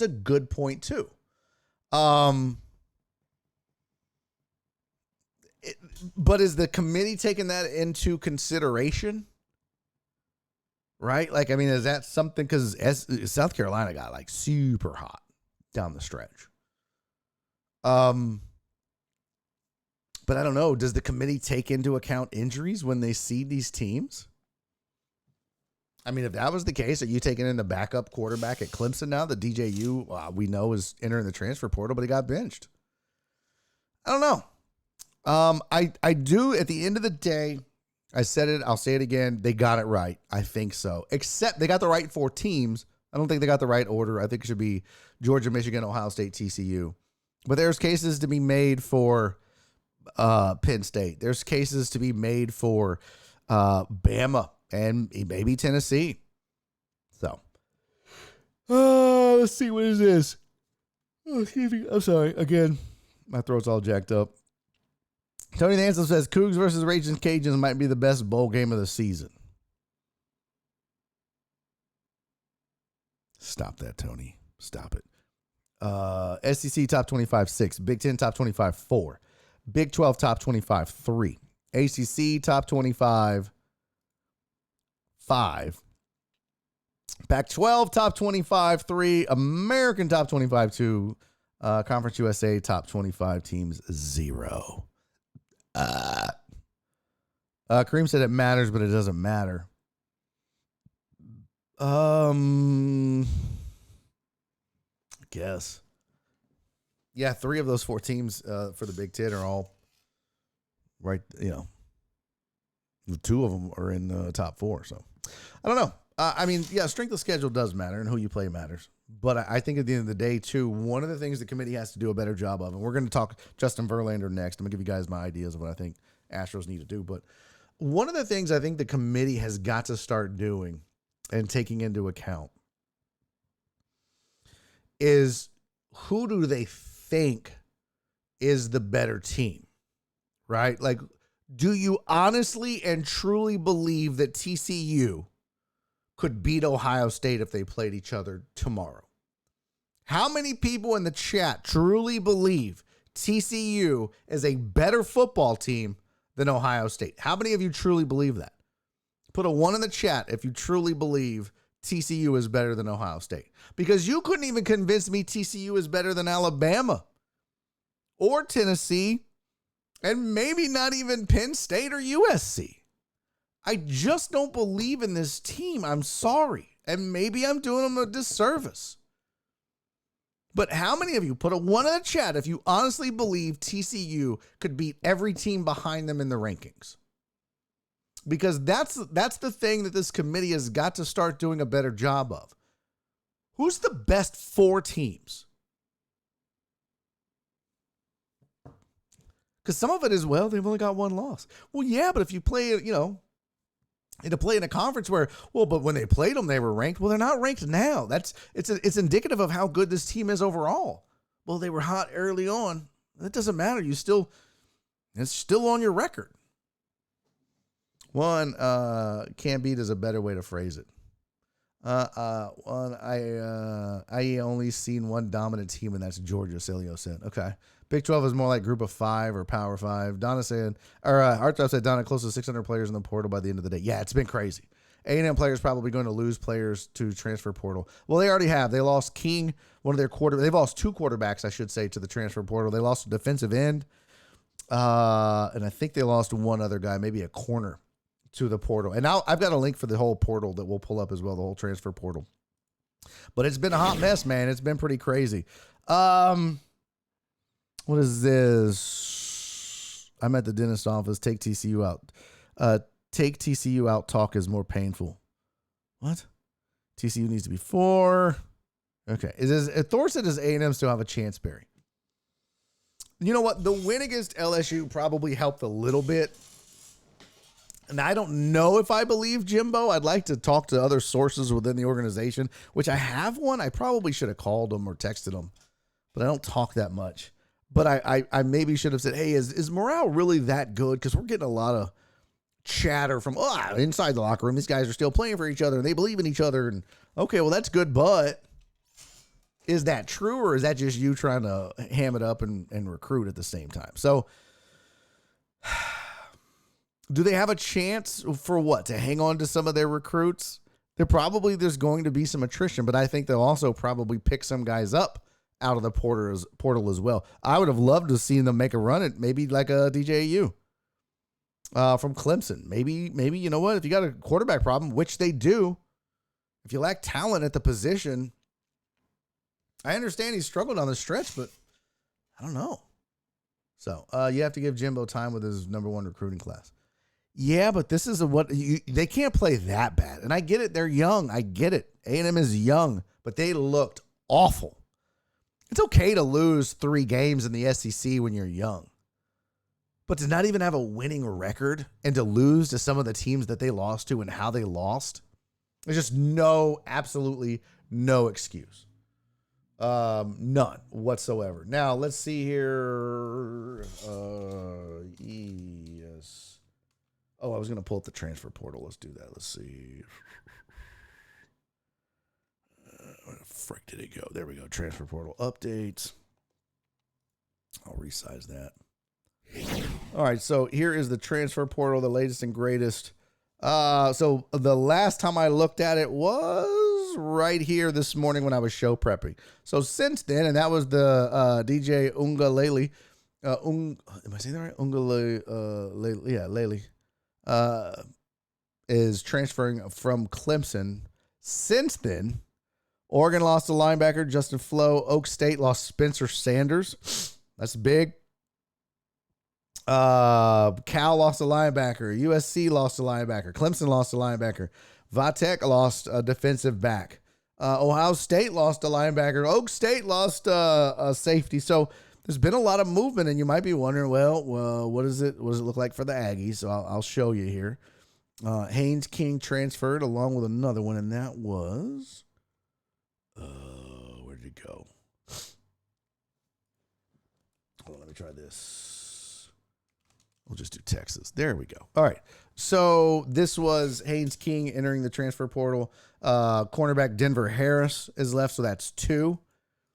And then Tunmais Adelaide left as an edge rusher, so that's 3. Where else? That's Texas. There you go. LJ Johnson Jr. left. Former top 100 running back recruit. And then, so there you go. Elijah Judy and Donnell Harris Jr. also plan to enter the portal. There's a few names that I think A&M is in trouble if they lose. One of them is Musha Muhammad's son, and I forget his name. But Musha Muhammad Jr. It's not Musha Muhammad Jr., is it? I don't think it is. I forget the kid's name. But you can't lose him, right? You can't lose A-Chain. Those certainly are going to be huge for you. And let me find, yeah, so there's A-Chain. And there's a few others, right? The receiver that they lost that was, boy, he was playing big. But where is the dude's name? Receiving. There you go, Moose. There you go. Moose Muhammad III. So, if they start losing that, they're in big trouble, right? If they start losing those caliber guys, Muhammad or A-Chain and guys like, then A&M is in trouble. But right now, I think they're fine. They're going to lose a couple guys. But Haynes King doesn't want to be there. He doesn't want to beat the backup. But A&M's got a serious quarterback problem, so they got to get their shit together. But remember, too, every time you lose a guy in the portal, there's an opportunity to pick one up. So a lot of these cats, like, DJU might be like, you know what, I'll take my chances at A&M. With that talent, those receivers, that running back, yeah, they're young. The defense is young and all that, but maybe he takes his chance. Never know. All right, so that is an update on the portal and the playoffs. We've talked baseball. We'll do the AI picks tomorrow. I'll share one with you. You guys want to see one artificial intelligence pick that I use the stupid app on? Super creepy. These are really weird, but I got 50 of them. Oh no, that's podcast. I don't want that. Let's see pictures. This is an app. I forget the name of the app, but what it is you upload like 10 to 20 selfies, and then the app generates new pictures based off of so funny. Based off of what you uploaded. And it's all AI generated. So let me find like a real weird one. Oh, that's so funny. So this is supposed to be me. AI generated me. I gotta make these full screen. Let's see here. No, I don't want that one. Oh, they didn't have to make my beard that gray, you assholes. That looks weird. That looks weird. Okay, we'll go with this one. So this is what they generated. What does it say? Total Dallas, the Manny boy got UT on lock. Yeah, recruit sites are saying DJU is going to play with his brother at UCLA. That's what Tiger Stripes in the chat said too, in my DMs, because he's the one that told me it's going to happen before it happened. So, Alan said, I wonder how NIL money is going to play into the portal. Huge, Alan. It's huge. And do y'all think the NFL can change who gets home field advantage in the playoffs? No, I don't think you can do that. Why would you? We have free agents and money. Ladies and gentlemen, we have pros. Pretty much. Every recruiting class Jimbo has been top 10. No excuse. I tend to agree with you, Wallace. I tend to agree with you. And I would love to go back, by the way.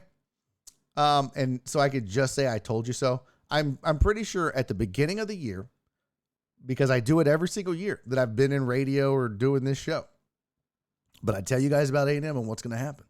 They were ranked 6th in the country before the season started. And I told you all that they are going to be a huge disappointment and a letdown for Aggie fans because they're going to lose to teams they shouldn't lose to.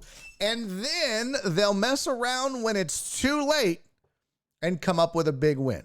LSU. That is exactly what they did again. They do it every year. Can Card go from Texas to A&M? Yeah.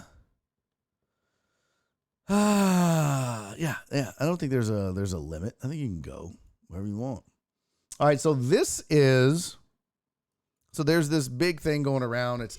It's AI, artificial intelligence generated pictures.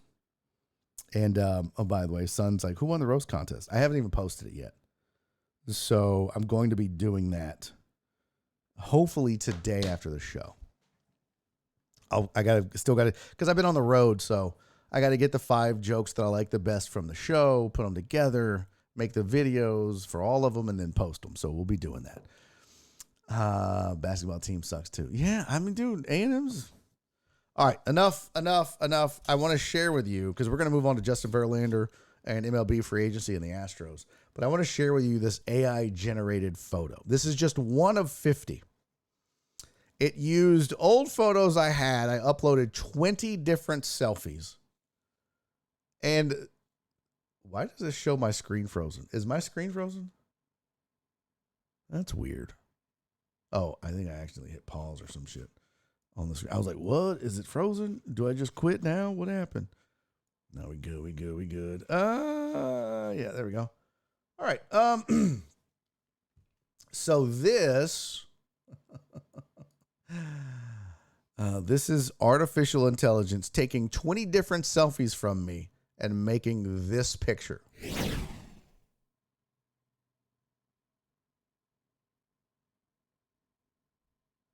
What in the fuck is that?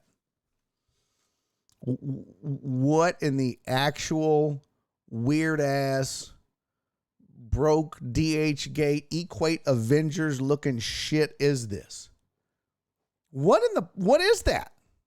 Look at that. What is that? Like, what is that around my eyes at the bottom? They're like half glasses. Look at the eyebrows. That's weird as shit too. They made my forehead space. So my forehead and my eyes are space. I don't know what that is on my head. It's like a hoodie or some shit. And then like, I don't know what the other part is. I don't know what so this is obviously a hoodie of some kind. Yeah. But what is this? What is this little thing right there? I don't know what that is. What is First of all, they gave me way too much credit on the beard too. Way too much credit on the beard. But this is super weird. Like, why is my forehead space? Wallace, it looks like you snorted the Milky Way. Yeah. The Watchman. Yeah, I don't know what that is. I don't know what this was. This was just I guess, you know what, I'll do one more because I got plenty for tomorrow. Look. That doesn't look anything like me. This is AI generated. Also, why am I cockeyed right there? I mean, that's like, what is this? What is this? Alan sounds like a Marvel hero, Captain Comedy. That's hilarious, Alan. I'm like, superhero from DHK. Yeah, exactly. Why you have Anthony Davis's eyebrows? Yeah, bro, what? Right? Like, those were, I don't know what that is. And then they just have like half glasses there. Okay, so this was one forward. That looks nothing like me. Nothing. I don't know, B-Hannon. This is what artificial intelligence thinks I look like if you combine 20 different selfies. That's what they came up with. I don't know why I'm cockeyed right there, but that really pisses me off. So that's that. And then here's one more. What in the fuck? Why? Okay, first of all, why is there gunshots behind me? Second of all, that just looks weird. I'm really mad at the teeth. But this looks like this looks like if I had like a cousin and she was like, I'm still finding out who I am. But this is what artificial intelligence created from 20 selfies. This bullshit. That's shit. It's ridiculous. That one looks like Asian guy from Law and Order. Here hasn't been that long since the 90s. Probably true. I mean, it's pretty long right now, actually. That one looks 100%. Yeah, that's super weird, too. And again, cockeyed. That's super weird. Jenny is mom AI. Dude, you know how long that would take me to figure that shit out for her? So, yeah, so those are three. That looks nothing like me. That looks super. That looks the most like me, but it's like creepy. But I might make this one like my, I might make it my, I'm going to download that. Let me make that like my avatar. 2 photo. What? Nailed it. Ralphie from A Christmas Story. Is that what this looks like? I mean, a little bit. What if I wonder if I downloaded that and put it in Google Images, what would happen? Let's see. Let's try that. Let's take this and let's put it in Google Images. I'm not going to do it where y'all are like, oh, we can see your whole screen and everything that happens. No, thanks. Search by image, upload a file. Sorry for my crackly voice. You bitch, I don't need that. I don't want this.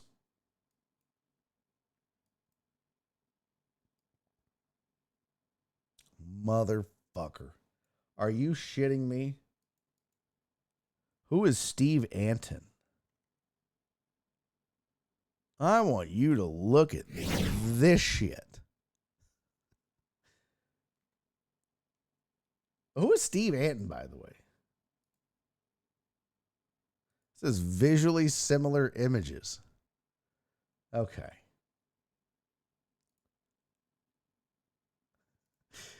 That's some bullshit. I mean, that's pretty close, though. If I pulled this dude up, zoom in a little bit. Damn. That's jacked up. Raggedy bitches. Yeah. I mean, a little bit, right? Like, it's not that far off. Holy shit. It's really close. Thanks, AI generated.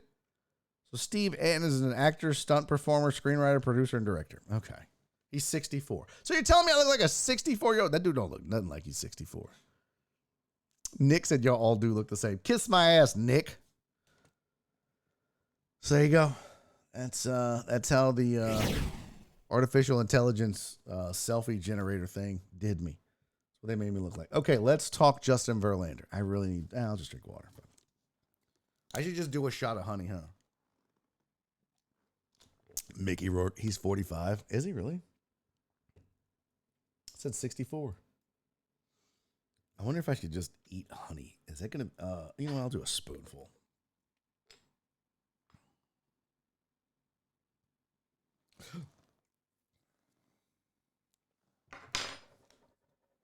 Oh, God damn.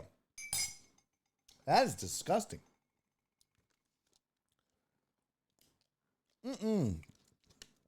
That's gross. No, I just got like a real sore throat.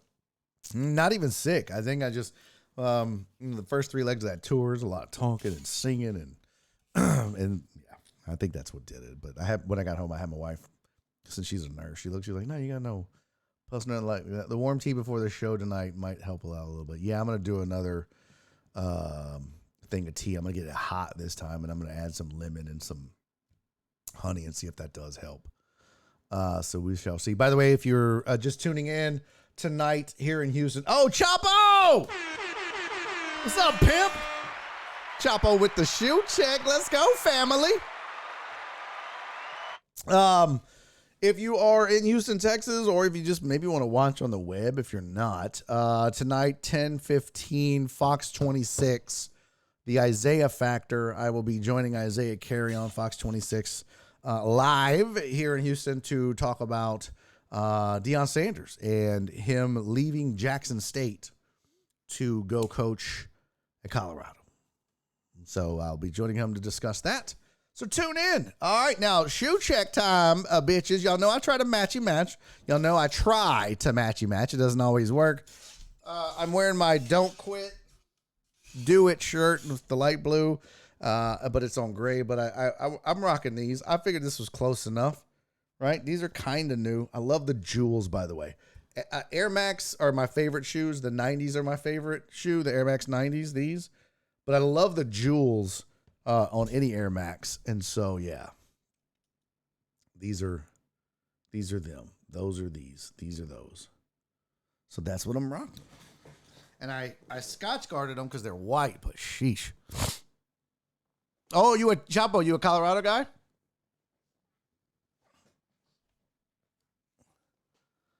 Have you tried a spoonful of cinnamon before? Nice try. I'm not doing that though. I've had RSV. Well, that the kiddo had. Oh man, that sucks, Chapo. I've had RSV. Well, that's what the kiddo had. I always get what she has. Yeah, that sucks, man. Yeah, a lot of kids are getting sick and getting the flu and shit, RSV and all that. So take care of yourself, man, and the kiddo too. But thank you for using the channel points. There's the shoe check. Okay, so let's now get to what we probably should have got to a long time ago. But Justin Verlander. So long, old friend. If you didn't hear, Justin Verlander signed a 2-year, $86 million deal with the New York Mets today, right before we went on air. And saw nothing really but good and nice things being said about Verlander on Twitter. I mean, I don't listen to a lot of sports talk radio, so I don't know what was being said on the airwaves here in town, but I can tell you this. If you did or planned to badmouth him for leaving, you kind of don't know how this works, and it's a stupid idea to do that. Now, yeah, you should be a fan. Should you root for Justin Verlander as a Met? Absolutely not. He's the enemy now. At the same time, though, he was an integral and huge part of the success that this franchise has had since 2017. And he absolutely has the right to do what he wants to do, you know, just like we talked about with Deon. You don't have to like it, right? And you don't have to necessarily agree with it, but at the end of the day, it's their right. There's no rules being broken. Justin Verlander gambled and bet on himself. He accepted $23 million and a 1-year deal with a 1-year player option. He gambled on himself, coming off of Tommy John surgery. And Jim Crane got a discount for that gamble. And in return, he also got a World Series. So Jim Crane's not upset. And Justin Verlander's probably not upset. And you know what? At the end of the day, the Astros as a team are going to be fine. Because Framber Valdez literally was just as good as Justin Verlander last year. Save for some discrepancies in a few numbers here and there. But I promise you that teams feared Framber Valdez as much as they feared Justin Verlander. And the crazy thing is, Christian Javier, a lot of people tell you he's got the best stuff of any of those three names. But his numbers are actually as good in a lot of ways. He just didn't have as many starts and qualified. But if we pulled up all their stats, you'd be surprised at how well Christian Javier pitched statistically and just if you watched. So as we stand right now,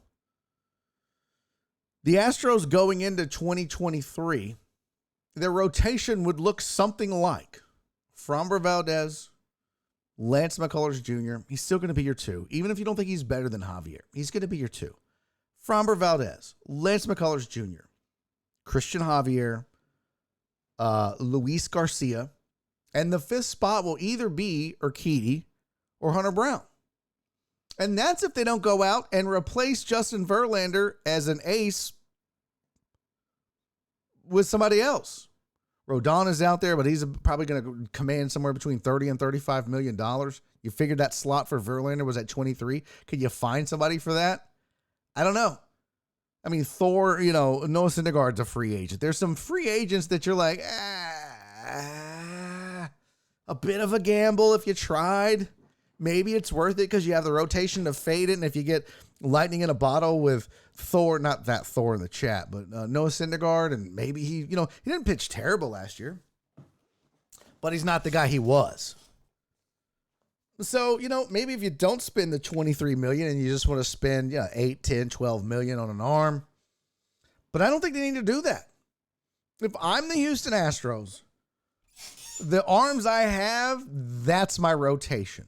Now, if Framber gets hurt in season, if Javier goes down, if something like that happens, McCullers again, and they're Dunskies for the year, and you still think, because they will, you still think you have a chance at winning a World Series, and they do, they'll be the favorite. Even losing Justin Verlander, I promise you, chat, I promise you, Houston, even losing Justin Verlander, the Houston Astros will be the favorite going into the season. Doesn't mean they're going to be like that after the end of April. But the Astros will be still the favorite to win the World Series, or at least represent the American League going into this coming season. Even if they just, the moves that they've made, if that's all they do. But with that money freed up and the money you didn't have to spend at 46 or whatever it was, now you can go out and find you a bona fide center fielder. Now you can go out and find you, if you want, a bona fide left fielder and just rotate them between, if Jordan wants to play left. And listen, Jeff Bagwell last week talking about after they did the Jose Abreu signing, and he was all in the media and all up in the videos. I wonder if there's like a baseball team doing that. If you're tired of your former Hall of Fame first baseman and owners all up in the videos, come over to Death Row, a.k.a. the Angels or the Mariners or Mets. But Bagwell had mentioned that he would like to see Jordan play more left field because he wants to play more left field and it keeps him engaged and active. Well, that's great, but I still don't think Jordan is a good left fielder. He might be above average at best. At best. And everyone's like, yeah, but he's throwing people out and he's chasing down. It's also Minute Maid. So, take it with a grain of salt. I'm not knocking him. Above average is good when you get that production at the plate. Just kind of like being well below average at the plate is good when Maldi gives you that production behind the plate. So it's fine. I'm not knocking Jordan, but I'm just saying you don't necessarily have to go out and get a left fielder, but maybe you want to do that. Maybe, because they talked about going out and getting Wilson Contreras and making him play in left field and first base, right? So I don't know. If I'm the Astros at this point, the very first thing I do is I try to go out and lock down center field. Baseball teams are built up the middle. That's the old adage, and it still stands true today, all these many years later. And a lot of people are saying, well, it's not a big deal. They don't have to replace Verlander as a starter, including your boy. But I want you guys to remember that pitching and defense still wins championships. It still gets you to ALCS titles. It still gets you into the World Series. This team had the best bullpen in the playoffs. Once the Dodgers got bounced, they had the best rotation in the playoffs, and they had one of, if not the best lineups. It's hard to beat that. So I think the very first thing that they need to address now that Justin is gone, now that Verlander has walked, is center field. So you might be like, well, what are the options? So there's some things here. I pulled up, let's just go to Spot Track. Let's just do this. And we can look at all of these. We can look at all these different options that they have. But if we go to Spot Track and we go to Trackers and Free Agent Tracker,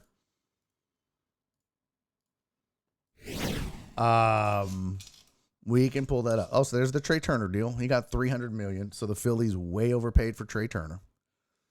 God, that's a lot of money. Woo-wee. That is a mint.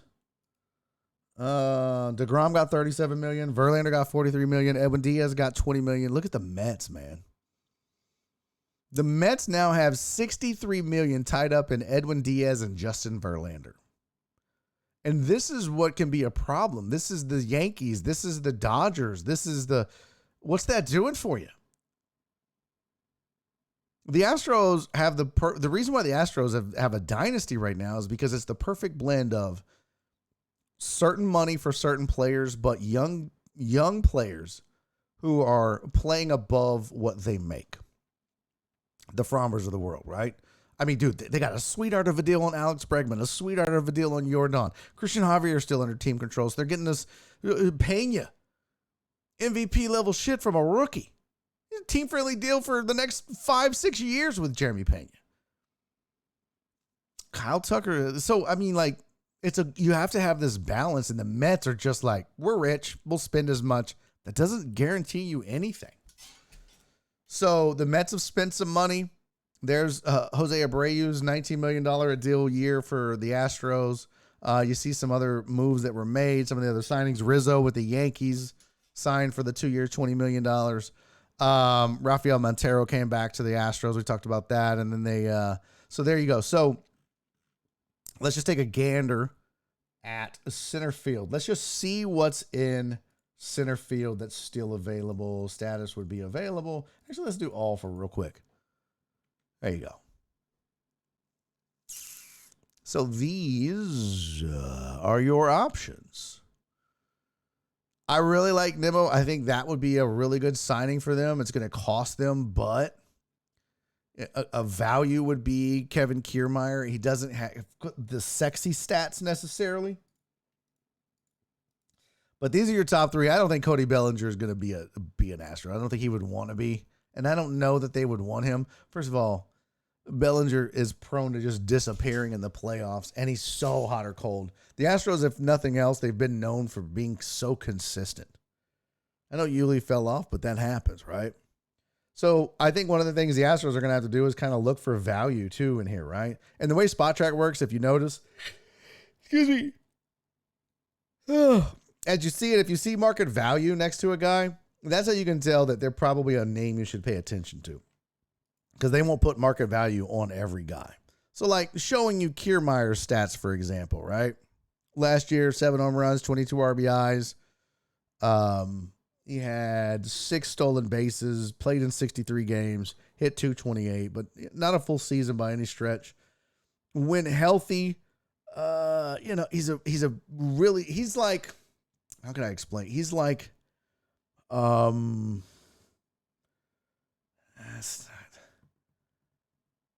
he's more of a defensive guy. I don't want to say Adam Everett. That's not a fair comparison because he's a little better than that at the plate, and he's better than Maldi at the plate. But think of him like a Maldonado in center field, right? He's not going to hit a ton, but defensively, you're getting one of the best. So, like we said, championships are won up the middle. You're locking down center field with Kevin Kiermaier as your center fielder, defensively at least. The other one, Nimmo, that's a little bit better of an option. I think he's going to hit a little bit more. 16 home runs, 64 RBIs, had an OPS of 800 in 148 games. Kind of, came into his own there. Had an 838 OPS before that and an 888. So, I mean, he's kind of proven himself over the last 3 years. OPS stayed up, average stayed up. And he's going to hit better when he gets to Minute Maid. And he's going to hit better in this lineup. So, Donna, I love you, sweetie. Travel safe. Thank you. Be safe out there. We already have a defensive center fielder. Yeah, I guess. I just don't think Jake and Chaz are all that, really, man. I think Kiermaier's a better defender by far over those two. But that's just me. I mean, it's just opinions. So there you go. So, I mean, like, maybe a Nimmo, if you like it and you think he's worth it, I think that might not be a bad investment. He's 29 years old, so he's physically in his prime. He's going to cost you $21 million a year. That's a lot, but this is who they compare him to. Springer, when signed at 31. Kike Hernandez, Miles Straw. That doesn't really do a lot for me. And Michael Taylor. So there you go. I mean, that gives you an idea of the range. I don't think he's a George Springer type, though. I think that might be a little bit of a stretch. A little bit of too much credit there, but at 30, they could certainly do worse, and he's definitely an upgrade over what they have. 100%. Rob said, with the lineup as is, I'm down with Chaz. I'd rather shore up catcher. I tell you what, with no Verlander, I think they're going to rely even more on Maldi now. And I think that they're going to have to. Right? Not that other catchers can't do the job, but I think you really still want to have a guy back there that this rotation and that bullpen trust, man. I'm fine. With that lineup as big as it is, just like this year, you can fade a guy that hits 180, 190. As long as he plays catcher like he does, he, still defensively is solid, can gun down guys. I mean, I'm good with that. They're still going to outscore guys. So that's one option. Another option is you could look at left fielders and see what options are out there if you like that. Again, getting Uncle Mike, I think he might be willing to come back. I'm sure they'll probably pursue him. He started to show signs of fading, but I definitely don't want him to go out and do the Joey Gallo experiment. Even though people think he's going to hit better now that there's no shift, I still don't need to see him striking out 8,000 times. Benintendi is a little interesting. He kind of had all of this glamour around him early when he came in as a Red Sox outfielder and fell off a little bit. Then he kind of had this resurgence, so his value is back up again. So there's some options for them for sure. We'll see. But right now, I think they feel like rolling with Jordan with a platoon, and I don't think they'll spend a ton of money on a platoon. But if they can get Brantley for 6 to 8 million, I think they would do that. A couple years, and he's 35, and hopefully he bounces back. This was his statistics, and when he got hurt, he had played in 64 games, he's hitting 288. It's not the Mike Brantley of old that we were used to, but everybody's numbers were down as far as average this year anyway, so you take that into account. OPS was pretty close. That's a little bit more indicative of what Uncle Mike is going to do. Not as 870s as before, but close to 800. You'll take it. So I'd be fine if they did that. So yeah, at the end of the day, Astros lose Justin Verlander, but are they in trouble? Absolutely not. This team is fine. They're going to be just fine. I think you save the money on another arm. You get an outfielder. You get a good backup catcher that you trust that can maybe hit a little bit more in certain situations. It was nice having, what's his name? Vasquez to come in games. So Jenny's mom said bring back Brantley. I would be fine with that, especially because it's not going to cost that much. But I'll tell you this, and it was said as much. Who was it? Was it Michael Schwab on 790 was talking about this? I think I'm giving credit to the right person. Virginia Button said, we said Jenny is mom. I agree. But Jim Crane wants big names. That's why they signed Abreu. Right? He wants to make some big splashes. That's why they're looking at Contreras. So I think they're still going to spend a little money, which is exciting. Could you imagine another legit stick in that lineup? It's just going to be disgusting. It's already disgusting. I mean, literally, it is already nasty when you think about that lineup. And if you add a legitimate bat in there, man, one more, that's just not fair. Brantley had a cute butt. Okay. That got weird. Brantley should go to the Rangers. Shut up, told Dallas. No, he should not. So there you go. So I think Obviously, they're going to need another backup catcher. Bullpen's fine. Rotation's fine. Now, I will say one more thing before we move off of this subject and bounce up out of here in just a second. What's up, Reyes? Looking at the current NFL standings, it's mind-boggling that the Titans and Bucks are number 4 in their conferences, and the 3 wildcard teams have a better record. Yeah, we do need to take a look at that. We need to talk a little NFL here for a second. I've got your injury updates for your fantasy stuff for next week, too. I'll say this last thing on the Astros. And I mentioned it earlier, but don't freak out if they don't make a ton of moves the rest of the offseason. Because one thing Jim Crane will do is towards the trade deadline, he's very likely to go out and make another big move. And he's going to hire a GM that's going to want to do that as well. So Astros are already prohibitive favorites going in. And you know they still want to win. And you know Jim Crane's not afraid to make those moves. So feel good about yourselves, Astros fans. The future is bright. All right, let's talk some NFL before we get up out of here. Let's pull up some scores real fast. So it might surprise you that I watched a grand total of no games. I was on the road. I mean, it was nonstop going for me. But let's take a look at Evil Death and what he's saying. Looking at the current NFL standings, it's mind-boggling. The Titans and Bucks are number 4 in their conferences. And the 3 wildcard teams have a better record. Evil Death said, I still think a sub-500 division winner can keep a playoff spot but not get rewarded for home field advantage and should play on the road against a wildcard team who's had more wins than the 4 seed. I'll tell you this, and I said this as much when a couple years ago when the NFC East, oh, shit, when the NFC East sent a sub-500 team to the playoffs. I have no problem with just taking the top records before your playoffs, right? If you're going to put in the top 7 teams, the 7, right? Oh, no, is it 8? Why do they have a 99 there? That's weird. Is it top 8? I thought it was top 7. It is 7, right? Why am I? Yeah, that Colts-Dallas game, that's the only one I did watch in the green room last night. I got driving back from Oklahoma. The improv call was like, hey, you want to open for Raj Sharma? I was like, yeah, sure. And my buddy Paul Varghese was in town with him, so we watched the Cowboy game in the locker room. Man, it was crazy. Yeah, 7 teams each conference. Okay. So I have no problem with just taking the 7 best records in order, right? So if you've got, like you were saying, the Titans are at 7-5, they're going to be the 4 seed because they're the 4th worst record among division winners.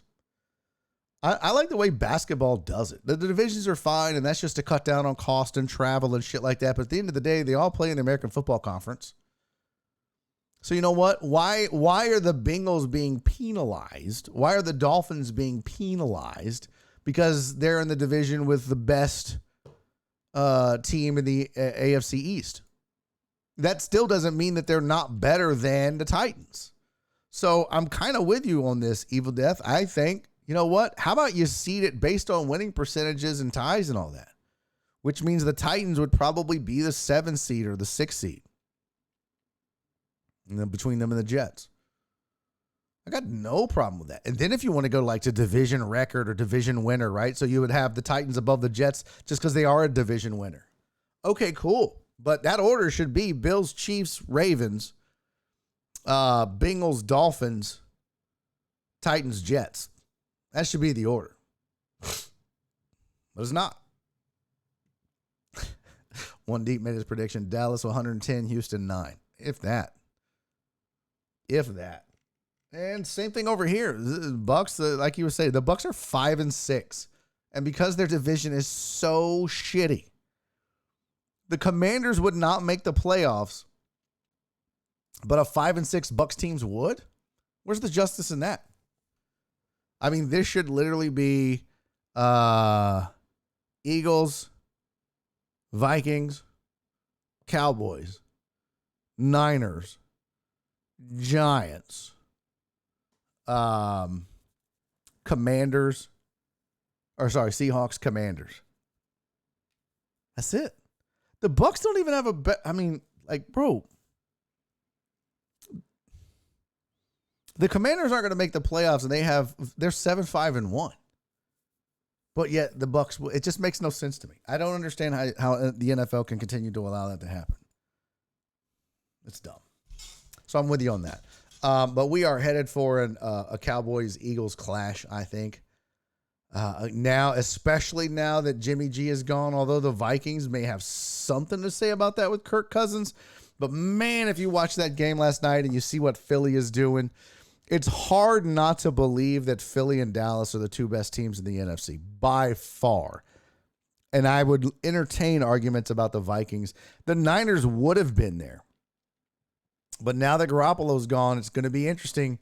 I mean, look, you're lucky if you're a Niners fan that you still have Deebo Samuel and Christian McCaffrey, because you don't need a dynamic quarterback to get them a ball or the ball. You don't. They can involve themselves in the offense. So Niners are lucky in that regard. And I think they'll be able to maintain some level of success. Just not the same. Excuse me. Not the same without Jimmy G.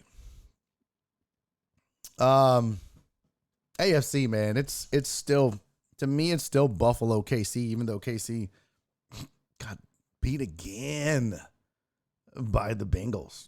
It's insane to me. The Bengals started 0-2. The Bengals, bad. They ain't bad no more. Bengals are scary. The Dolphins are scary too. And I mean, right now, if I was picking a sleeper out of the AFC, it'd definitely be the Dolphins to do some damage, assuming everybody's healthy. But I still think the Bills and the Chiefs are the cream of the crop of there. Deanna said, call up Baker. Let's talk about that before we get out of here, Houston sports fans. Stop clamoring for Baker Mayfield. It doesn't make sense. It's not smart. A lot of people, I say a lot, some people were tagging me when they said, oh, Baker Mayfield's been released. Should the Texans go get him? No.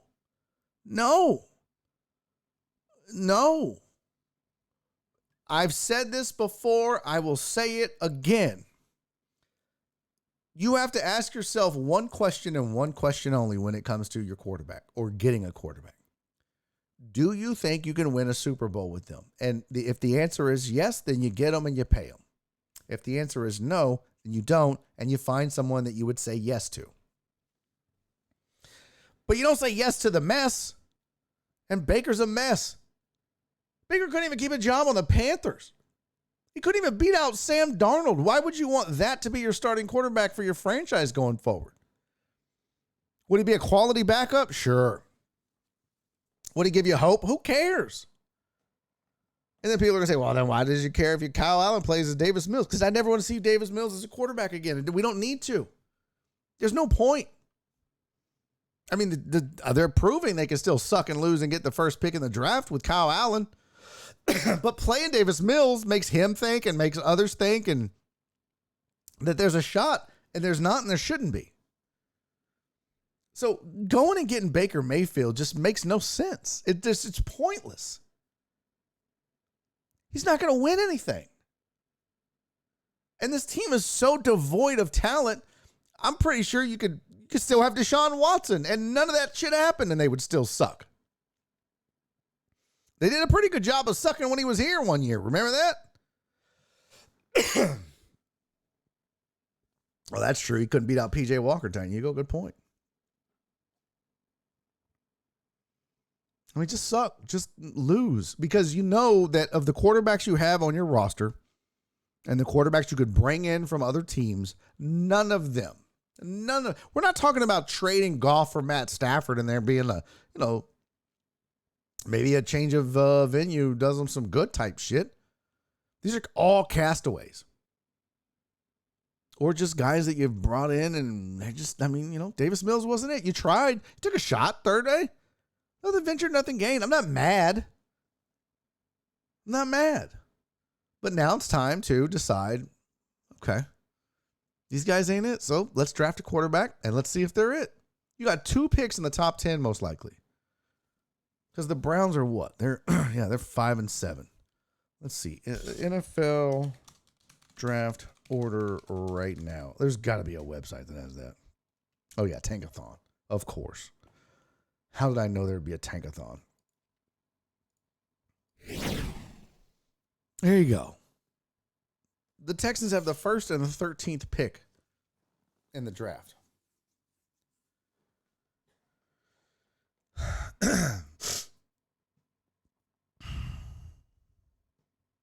So you don't need to experiment with some of these other yahoos and other things. And Tankathon. Yeah. You have 2 chances to add a player on your defense and a player on your offense. And some people are saying Doug or Bryce Young, which would you do? I don't know. I mean, honest to God, I didn't watch enough college football. If I told you, I would strictly be guessing and pretending like I knew what I was talking about. And I have sworn to you guys from the get-go, I would never do that to you. So for me to sit here and pretend like I would know, I'm not going to do that to you. But I will tell you that they have to honestly, hey, BX Vice, thanks for the follow. Appreciate you. They do have to evaluate, though. Hey, look, what's more important and what's the better value at 1 versus 13, right? Who's going to fall to 13? Can you get a quarterback that you might feel like could be a franchise QB at 13? I don't know. What's a good mock drafter? Let's see, mock draft. I know Lance Zierlein, that's my dude, but let's see. 2023 mock draft simulator. I don't give a shit about the simulator. I just want to see. Damn, I throw somebody's projections. SB Nation. I don't really know that cat. CBS usually has a decent mock draft, so we'll use that for now, just to kind of as a baseline. So there you go. You're at 1 and 13, right? They say the Texans take Bryce Young. And then at 13, what the hell? Oh, so they were at 10, I guess, at the time. They take Quentin Johnston. I don't know if I would do that even. I'd probably go defense if you could. So, I mean, they just have so many holes to fill that you can't go wrong, right? I mean, you could even draft a corner if you felt like that. But they need a pass rusher. They need all kinds of shit. So I would rather see them go defense if they don't think. I mean, you have to really and truly believe that Bryce Young is the next star quarterback. You have to really and truly believe that. Maybe he is. Maybe he is. And maybe it'll just take some time. But CJ Stroud is... I don't know. I don't know. I know you could probably still get a quarterback at 13. You could still, but do you think that they're going to be the answer? And what defense would be left? So I don't know. But they've got options, and that pick might tumble a little bit for the Browns just because Watson is back and he looked terrible. Oh, he looked awful. But his first game almost in 2 years. What do you expect? It's not going to happen. So we'll get into more NFL tomorrow. Talk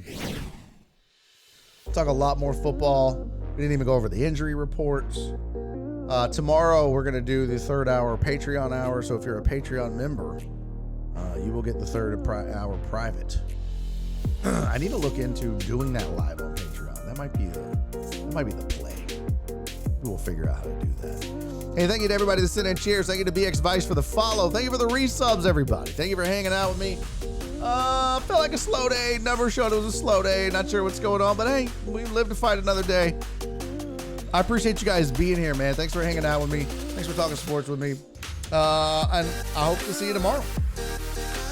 Until then, do me 3 favors. Be safe. Be kind. And most important, love each other. And I will see you tomorrow. Don't forget, if you're in Houston, check it out tonight, 10:15, Fox 26. I'll be hanging out with my guy, Isaiah Carey, talking Deon Sanders, Jackson State. What's next? So until then, or until tomorrow, I will see you guys. Bye. I'm going to look for a raid. I doubt it. Well, let's see. Brazy Beck is on. Danielle Freak in the Mud. Sledge. We raid them all the time. Let me take a quick little peek-see.